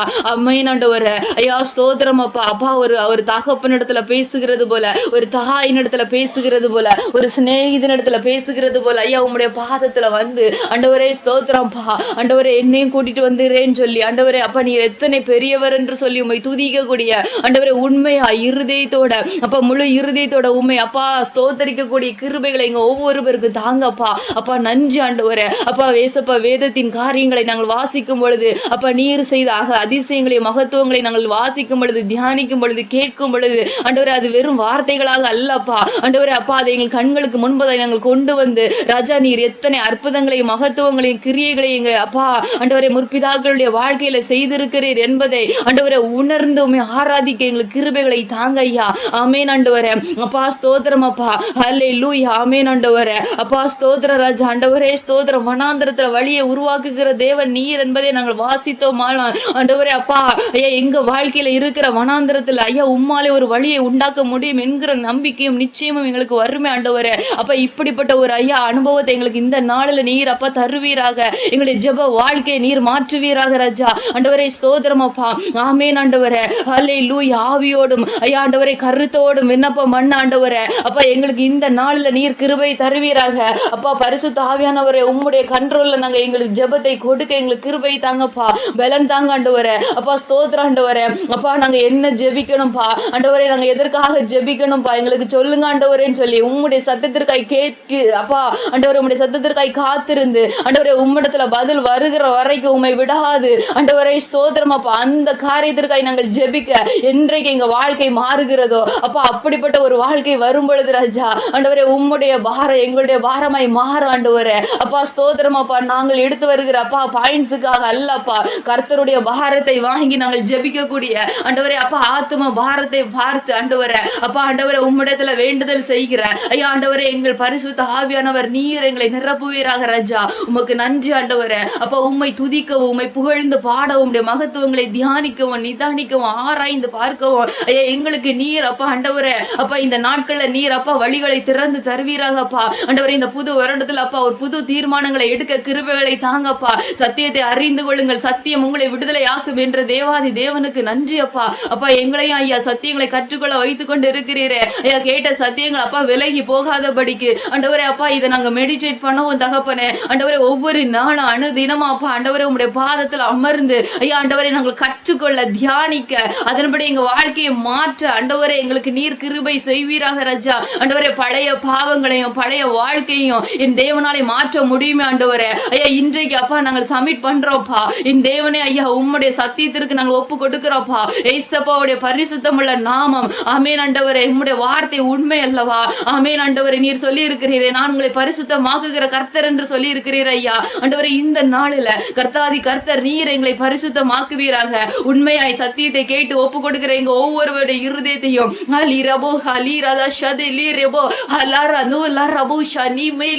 அப்பா எங்களை பரிசுத்தமாக்குவீராக. உன்னதத்தில் இருந்து அப்பா ஐயா தோன்றின அருணோதயம் இந்த நாளில எங்கள் இருதயங்களில தோன்றிட்ட ஐயா இயேசுவின் நாமத்துல அப்பா ஸ்தோத்திரம் அப்பா. பாவத்தை குறித்தும் நீதியை குறித்தும் கண்டித்து உணர்த்துகிற எங்கள் தேவ ஆவியானவர் ஐயா இருதயங்களுக்குள்ளார நீர் கிரியை செய்வீராக ஐயா ஆமென் ஆண்டவரே. பாவம் என்றே தெரியாம உழன்று கொண்டிருந்த சேற்றில் இருந்து கொண்டிருக்கிற எங்க ஒவ்வொருவருடைய வாழ்க்கையிலையும் ஐயா ஆண்டவரே நீர் உணர்த்தி தருவீராக. இந்த நாளில் அப்பா ஆண்டவரே திறக்கப்பட்ட ஒரு இருதயம் உண்டாகட்டப்பா. ஹல்லேலூயா ஆண்டவரே. அன்று வேத பாரனாகிய எஸ்ரா ஆண்டவரே அப்பா நியாயப்பிரமாண புஸ்தகத்தை எடுத்து வாசித்த மாத்திரத்திலே கர்த்தருடைய ஆவியானவர் நீர் உணர்த்தி கொடுத்தீர் ஐயா. ஹல்லேலூயா. ஆமென் ஆண்டவரே. ஐயா ஆண்டவரே, அழுதார்கள் அப்பா. ஆண்டவரே, இந்த நாளிலேயும் தகப்பனே பரிசுத்த ஆவியானவர் நீர் கிரியை செய்வீராக ராஜா. அபிஷேகத்தின் தேவ ஆவியானவர் ஆண்டவரே அப்ப நீங்க கற்று கொடுங்கப்பா. ஆண்டவரே, ஒவ்வொரு பேரும் என்னென்ன காரியங்களில் ஐயா விழுந்து கிடக்கிறார்களோ ஆண்டவரே, ஆவிக்குரிய வாழ்க்கையில எழும்ப முடியாம, ஆண்டவரே உலகத்தின் காரியங்களில நன்மைகளை காண முடியாம, வாக்குத்தத்தங்களை சுதந்திரிக்க முடியாம, அப்பா பாவத்துல ஆண்டவரே எந்தெந்த அக்கிரமங்களில விழுந்து கிடக்கிறோமோ ஐயா, எங்க ஒவ்வொருவருக்கும் நீர் காண்பித்து தருவீராகப்பா. ஆண்டவரே, அதை அறிக்கை செய்து நாங்கள் விட்டு விடுவதற்கு எங்கள் கர்த்தர் எங்க வாழ்க்கையில இந்த நாளில நீர் சித்தம் கொண்டதற்காக நன்றி ஆண்டவரே. ஐயா ஒப்பு கொடுக்கிறோம்ப்பா. இயேசுவோட கரங்கள்ல எங்களை தாழ்த்துகிற ஆண்டவரே. அப்பா உமக்கு முன்பாக நாங்கள் எம்மாத்திர ஐயா. ஆண்டவரே, நீர் எத்தனை பெரியவராய் இருக்கிறீர் ஆண்டவரே. ஆனாலும் எங்களுக்காய் இயேசுப்பா எங்களுடைய பாவங்களுக்காக நீர் இறங்கி வந்தீர. எங்களுக்காய் நீர் மரித்து உயிரோடு எழுந்தீர் ஐயா. ஆண்டவரே, இன்றும் ஜீவன் உள்ளவராய் எங்கள் அருகிலே இருக்கிறீரப்பா. எங்கள் பக்கத்திலே இருக்கிறீர் ஆண்டவரே. ஆமென் தகப்பனே, ஸ்தோத்திரம் அப்பா. ஆண்டவரே, கண்ணீர்ல ஆண்டவரே அப்பா ஸ்தோத்திர ராஜா, யாருக்குமே தெரியாம நாங்க வடிக்கிற கண்ணீரை ஆண்டவரே எங்கள் அருகில அமர்ந்து நீர் பார்த்து கொண்டு இருக்கிறீரே ராஜா. ஆண்டவரே ஸ்தோத்திரம் அப்பா. ஆண்டவரே, இந்த வார்த்தைகளை நான் யார் இடத்துல சொல்லுவேன், என் வேதனையை யார் அறிந்து கொள்வார்கள் என்று ஆண்டவரே அப்பா தனிமையில நாங்கள் நின்றாலும் ராஜா ஆண்டவரே எங்கள் பக்கத்திலேயே நீர் நின்று கொண்டு ஐயா எங்கள் தோல்ல ஆண்டவரே உம்முடைய கரங்களை வகித்து ஆண்டவரே அரவணைக்கிற கர்த்தரை நாங்கள் ஆராதிக்கிறோம் அப்பா. ஆமென் ஆண்டவரே. அப்பா எங்கேயோ இருந்துட்டு வாக்குத்தத்தங்களை அனுப்பிவிட்டு ஆண்டவரே நீ நடந்து வா என்று சொல்லுகிற தேவன் அல்லப்பா நீர். ஆண்டவரே, எங்களோட கூட இருந்து எங்களுக்கு உணர்வுள்ள இருதயத்தை தந்து ஆண்டவரே உம்மை தரிசிக்கக்கூடிய கண்களை தந்து, எங்களை ருசித்து பார்க்கக்கூடிய நாவுகளை தந்து, இருதயத்தை தந்து ஆண்டவரே எங்களோட கூட வாசம் பண்ணுகிறவரை நாங்கள் ஆராதிக்கிறோம்ப்பா. ஆமென் ஆண்டவரே. இந்த அனுபவத்துல எங்க ஒவ்வொருவரையும் நீர் உருவாக்குவீராகப்பா. ஆமென் ஆண்டவரே. ஆமென் ஏசப்பா. வேதத்தை திறக்கும் பொழுது எங்கள் பரிசுத்த ஆவியானவர் எங்களை நிரப்பட்டோம்ப்பா. எங்களை நிரப்புவீராக ராஜா. ஆமென் ஆண்டவரே. ஜெபிக்க உட்காரும் பொழுது எங்களுடைய ஜெப நேரங்களை நீர் மாற்றுவீராகப்பா. இந்த வேளையில ஐயா நாங்கள் எங்கள் கைகளை உயர்த்தி ஒப்பு கொடுக்கிறோம்ப்பா. ஆண்டவரே இயேசுவின் நாமத்துல ஆண்டவரே எங்களுடைய ஜெப நேரங்கள் வித்தியாசமாய் மாறுவதாக. அப்பா ஏதோ ஆண்டவரே அப்பா நாங்கள் வந்தோம் ஆண்டவரே அப்பா ஒரு நாளைக்கு நான் இவ்வளவு நேரம் ஜெபிக்கணும் ஆண்டவரேன்னு சொல்லி வந்து உட்கார்ந்துட்டு போகிறதற்கு அல்ல ஐயா. ஆண்டவரே உம்முடைய பாதத்துல வந்து தகப்பனே உம்முடைய மகத்துவங்களை எண்ணி துதித்து ஆராதிக்க ஆண்டவரே எங்களுடைய தேவைகளை ஸ்தோத்திரத்தோட உம்முடைய பாதத்துல வைக்க ஆண்டவரே கர்த்தருடைய வாரத்தை அறிந்து திறப்புல நிற்க ஆண்டவரே அப்பா நீர் எங்களை தெரிந்து கொண்டதற்காக நன்றி அப்பா. அந்த பாக்கியத்தை நீர் எங்களுக்கு தருவீராக ராஜா. எங்களையும் உண்மை உள்ளவர்கள் என்று நம்பி எங்க கைகள்ல எத்தனையோ காரியங்களை நீர் தந்திருக்கிறீரப்பா. எங்கள் குடும்பங்களை தந்திருக்கிறீரப்பா. எங்களுடைய பிள்ளைகளை தந்திருக்கிறீரே ராஜா. உமக்கு நன்றி ஆண்டவரே. அது எல்லாவற்றையும் ஆண்டவரே அப்பா ஸ்தோத்திரம் அப்பா பாரத்தோட உங்க கைகள்ல கொடுத்து அப்பா பரிசுத்தமாக்குதலுக்கு நேராக ஐயா இயேசுப்பா திறப்புல நின்று ஜெபிக்கக்கூடிய பாக்கியத்தை எங்களுக்கு தாங்க ஆண்டவரே. ஆமென் ஆண்டவரே. ஐயா நன்றி அப்பா. ஆமென் தகப்பனே. அப்பா நீர் கிருபையா இறங்குவீராக ராஜா. ஆமென் தகப்பனே. ஐயா எல்லாவற்றையும் பெற்றுக்கொண்ட ஆபிரகாம் சொன்னது போல ஆமென் ஆண்டவரே அதிலும் மேலான பரமதேசத்தையே நாடுகிறேன் என்றது போல ஐயா நாங்கள் இந்த உலகத்துல எவ்வளவோ நன்மைகளை பெற்றுக்கொண்டாலும் ஐயா நன்மைகள் குறைவுபட்டு இருந்தாலும் அப்பா என்ன இருந்தாலும் ராஜா உயர்வோ தாழ்வோ ஆண்டவரே அப்பா மரணமோ ஜீவனோ ஐயா ராஜா ஆண்டவரே உம்மை பற்றி கொண்டு உம்மை ஆண்டவரே உம்முடைய கரங்களில் ஆண்டவரே எங்கள் கரங்களை ஒப்பு கொடுத்து நடந்து வருகிற அந்த அனுபவம் ஐயா ஆண்டவரே இந்த பரம காணான எங்கள் ஆவிக்குரிய கண்களில தரிசிக்கிற அனுபவத்தை ஆண்டவரே இந்த நாட்கள்ல எங்களுக்கு நீர் தருவீராக ராஜா. ஆமென் ஆண்டவரே. ஆமென் ஏசப்பா ஸ்தோத்திர ராஜா. எல்லாருடைய வாழ்க்கையில இந்த பிரேயர்ல ஏசப்பா இணைந்த ஒவ்வொருவருடைய வாழ்க்கையில ஐயா ஆண்டவரே பிரேயர் லைஃப் அப்பா ஒரு சேஞ்ச் தாங்க ஆண்டவரே. ஆவியானவர் அப்பா நீர் இடைபடுவீராக அப்பா. ஆமென் ஆண்டவரே ஸ்தோத்திரம் அப்பா. ஆண்டவரே நீர் ஆண்டவர் அப்பா நாங்க இடம் கொடுத்தா ஆண்டவரே எங்க பக்கத்துல அமர்ந்து நீர் பேசுகிற தேவனா இருக்கிறீரப்பா. ஆபிரகாமுக்கு தரிசனமாகி ஆண்டவரே அப்பா பக்கத்திலேயே இருந்து பேசுனீங்களப்பா. ஆண்டவரே அப்பா நீர் எழும்பி போனீர் ஆண்டவரே. ஐயா ஸ்தோத்திரம் அப்பா. அது போல ஐயா நீர் எழும்பி செல்லுகிற வரைக்கும் அந்த பிரேயர் ரூமை விட்டு நாங்க எழும்ப கூடாதபடிக்கு கர்த்தர் எங்களுடைய இருதயங்களை நெருக்கி ஏவுவீராக ராஜா. உம்முடைய சத்தம் ஆண்டவரே ஐயா ஸ்தோத்திரம் தேனில மதுரமா எங்க வாய்கள் எங்கள் காதுகள்ல ஐயா உரைக்கப்படட்டப்பா. ஹல்லேலூயா. நன்றி அப்பா. இது வரைக்கும் ஆண்டவரே அப்ப அந்த சத்தியத்தை அறிந்த அப்ப வாசிக்கும் பொழுது ஆண்டவரே ஒன்றுமே புரியாம தெரியாம அறியாம இருந்த நாட்கள் இன்றோடு முடிவதாக இயேசுவின் நாமத்துல ஐயா ஒரு அக்கினி ஆண்டவரே எங்கள் இருதயங்களில் இந்த நாள் நீர் போடுவீராகப்பா. வார்த்தையில இருக்கிற அந்த அக்கினியும் அனலும் ஆண்டவரே எங்களை பற்றி கொள்ளட்டும் ஐயா. இயேசுவின் நாமத்துல உயிர்த்தெழுந்த இயேசு ஆண்டவரே, ஐயா ஆண்டவரே, எம்மாவு சீடர்களோட நடந்து சென்ற பொழுது ஆண்டவரே அவருடைய இருதயம் கொழுந்து விட்டு எரிந்ததப்பா. இன்றைக்கு அப்படிப்பட்ட ஒரு அக்கினி ஆண்டவரே எங்க ஒவ்வொருவருடைய இருதயத்துல கொழுந்து விட்டு எரிவதாக ராஜா. வேதத்தை எடுக்கிற பொழுதெல்லாம், வேதத்தை தியானிக்கிற பொழுதெல்லாம், வாசிக்கிற பொழுதெல்லாம் ஐயா ஆண்டவரே எங்களுடைய இருதயத்துல ஒரு அக்கினி இறங்கட்ட ஐயா. ஆமேன் ஆண்டவரே. ஐயா கற்று தாங்கப்பா, எல்லாவற்றிற்கும் அப்பா நீர் எங்களுக்கு கற்று தந்திருக்கிறீரப்பா. அந்த வேதத்துல ஆண்டவரே அவ்வளோ ரகசியங்களை எழுதி வைத்திருக்கிறீர் ஆண்டவரே. தேவைகளுக்காக எப்படி ஜெபிக்கணும் ஆண்டவரே எல்லாவற்றையும் கற்று தந்திருக்கிறீர் ஆண்டவரே. ஐயா இந்த காரியங்களை அறிந்து கொண்டு உம்முடைய பாதத்துல இன்னும் கிட்டி சேர ஆண்டவரே எங்களை தாழ்த்தி ஒப்பு கொடுக்கிறோம்ப்பா. ஆமீன் தகப்பனே. ஐயா இந்த ஒவ்வொரு சத்தியங்களும் ஆண்டவரே எங்கள் இருதயத்துல இருந்து சத்துருவானம் எடுக்காத படிக்கு இந்த நாளில் நீர் வேலி அடைப்பீராக ராஜா. ஆண்டவரே எங்க ஒவ்வொரு பேரையும் நாங்க இயேசுவின் ரத்த கோட்டைகளாக மறைத்து ஜெபிக்கிறோம்ப்பா. எங்களுக்காய் சிந்தப்பட்ட விலை கிரயம் பெரியதப்பா. ஆமேன் ஆண்டவரே. எங்களுக்காய் பரிந்து பேசுகிற பரிசுத்த ஆவியானவர் நீர் இன்றும் எங்களுக்காய் பரிந்து பேசிக்கொண்டு இருக்கிறதுனால மாத்திரம்தான் ராஜா நாங்கள் இன்றைக்கு கிருபையோடு இந்த இடத்துல வந்து நிற்கிறோம் ஆண்டவரே.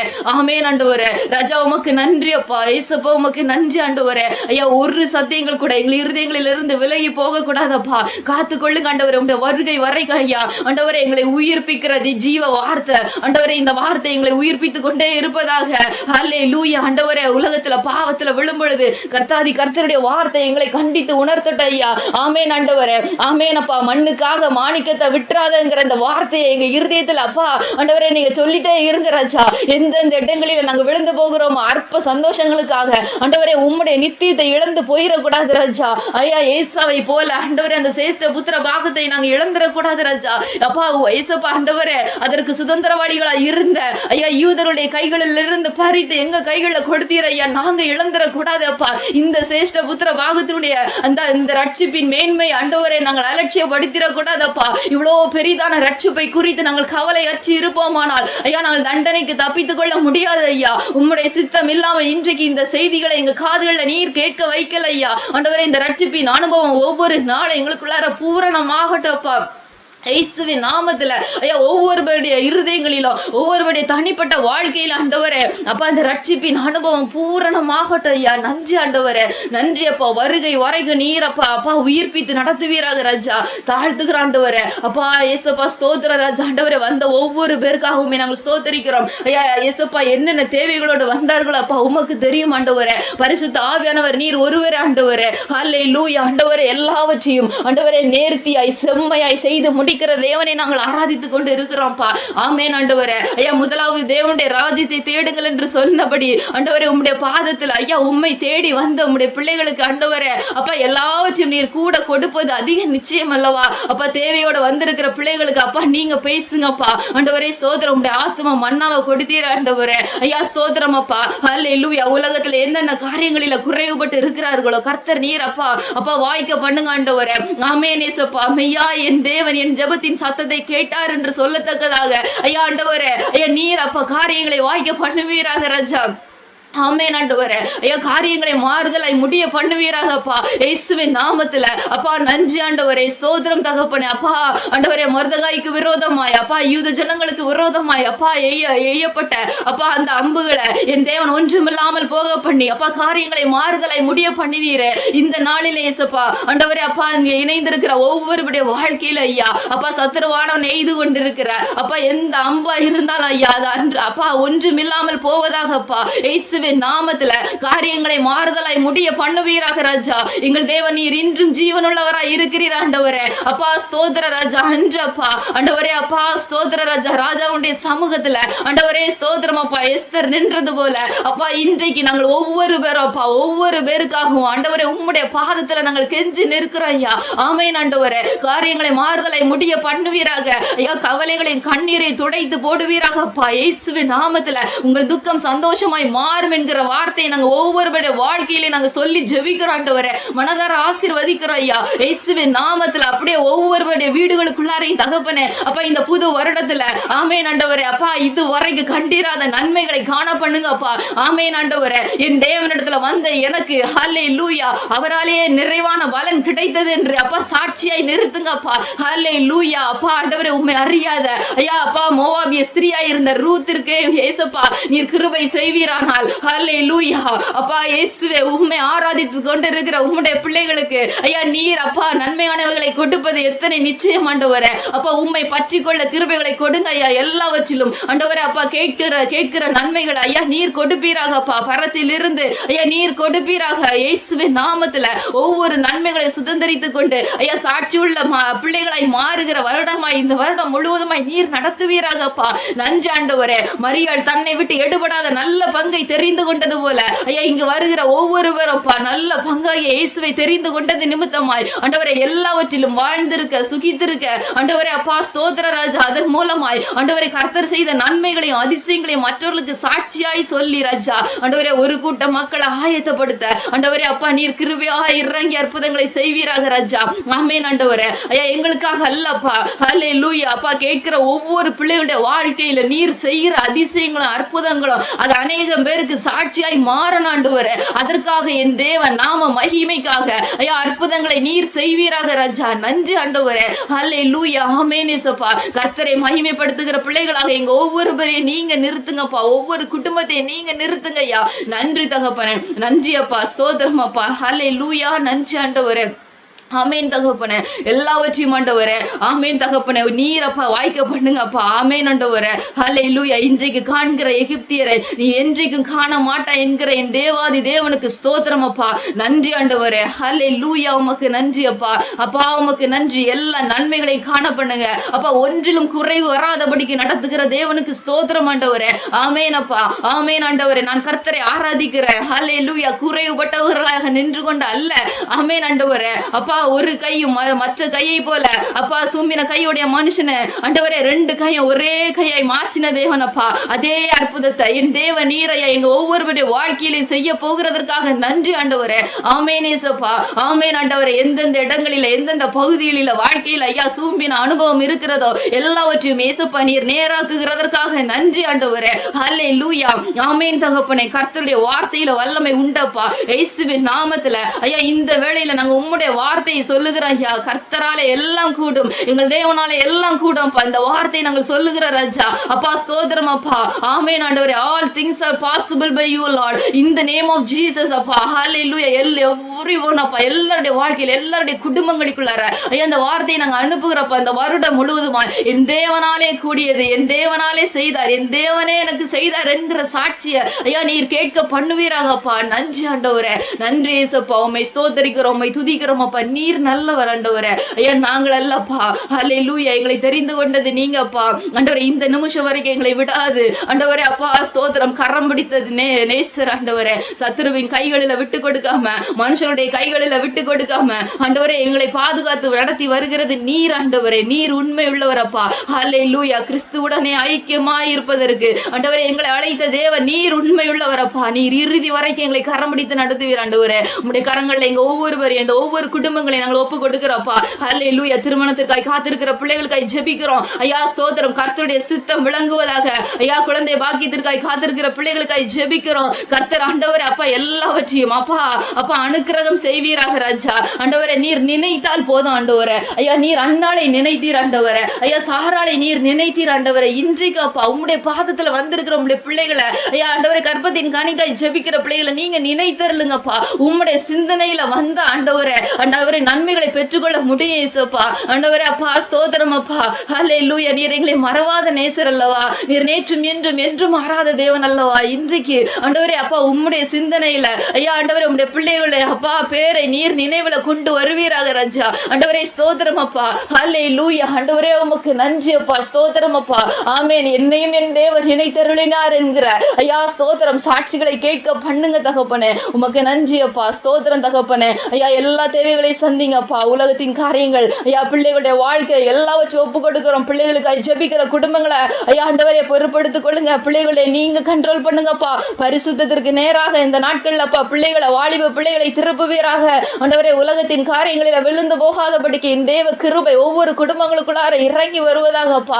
ஆமென் ஆண்டவரே. ஐயா என் பிள்ளை எப்படி மாறிச்சுன்னு தெரியல ஆனா கர்த்தர் என் தேவன் என் கர்த்தரிடத்துல கொண்டு வந்தார் என்கிற சாட்சியை கொண்டு வாங்கப்பா ஆண்டவரே. உம்மிடத்துல இருக்கிற பிள்ளைகளுக்கு நீ நீர் கிரியை செய்வீர் ஆண்டவரே. எங்களால கிரியை செய்ய முடியாத இடங்களில நீர் கிரியை செய்கிற தேவன் ஆண்டவரே. பார்வோனுடைய இருதயத்துல உம்மாலை கிரியை செய்ய முடியும் ஆண்டவரே. ஹல்லேலூயா. எப்பேற்பட்ட பார்வோனா இருந்தாலும் ராஜா, நீர் ஒரு வார்த்தை சொல்லும் பொழுது ஐயா அதற்கு முன்பதாயா எல்லா முழங்கால்களும் முடங்கும் ஆண்டவரே. ஹல்லேலூயா. நீர் அப்படிப்பட்ட கிரியைகளை செய்வீராக ராஜா. உமக்கு நன்றி அப்பா. ஹல்லேலூயா. அப்பா நாளை தினத்துல கூட இருக்கிற அப்பா பிரேயர்ஸ் அப்பா நாங்க உங்களுடைய கரங்கள்ல ஒப்பு கொடுக்கிற எல்லா சபைகளிலும் ஐயா நாளைக்கு ஆண்டவரே பரிசுத்த ஓய்வு நாள் ஆராதனை அநேக சபைகளில ஐயா ஆண்டவரே அப்பா கர்த்தருடைய பந்தி இருக்கும் ஆண்டவரே. ஐயா ஸ்தோத்திரம் அப்பா. ஒரு பரிசுத்தத்தோட கர்த்தருடைய சமூகத்துல வருகிற அந்த கிருபைகளை கொடுங்கப்பா ஆண்டவரே. உணர்வுள்ள இருதயத்தை கொடுங்கப்பா.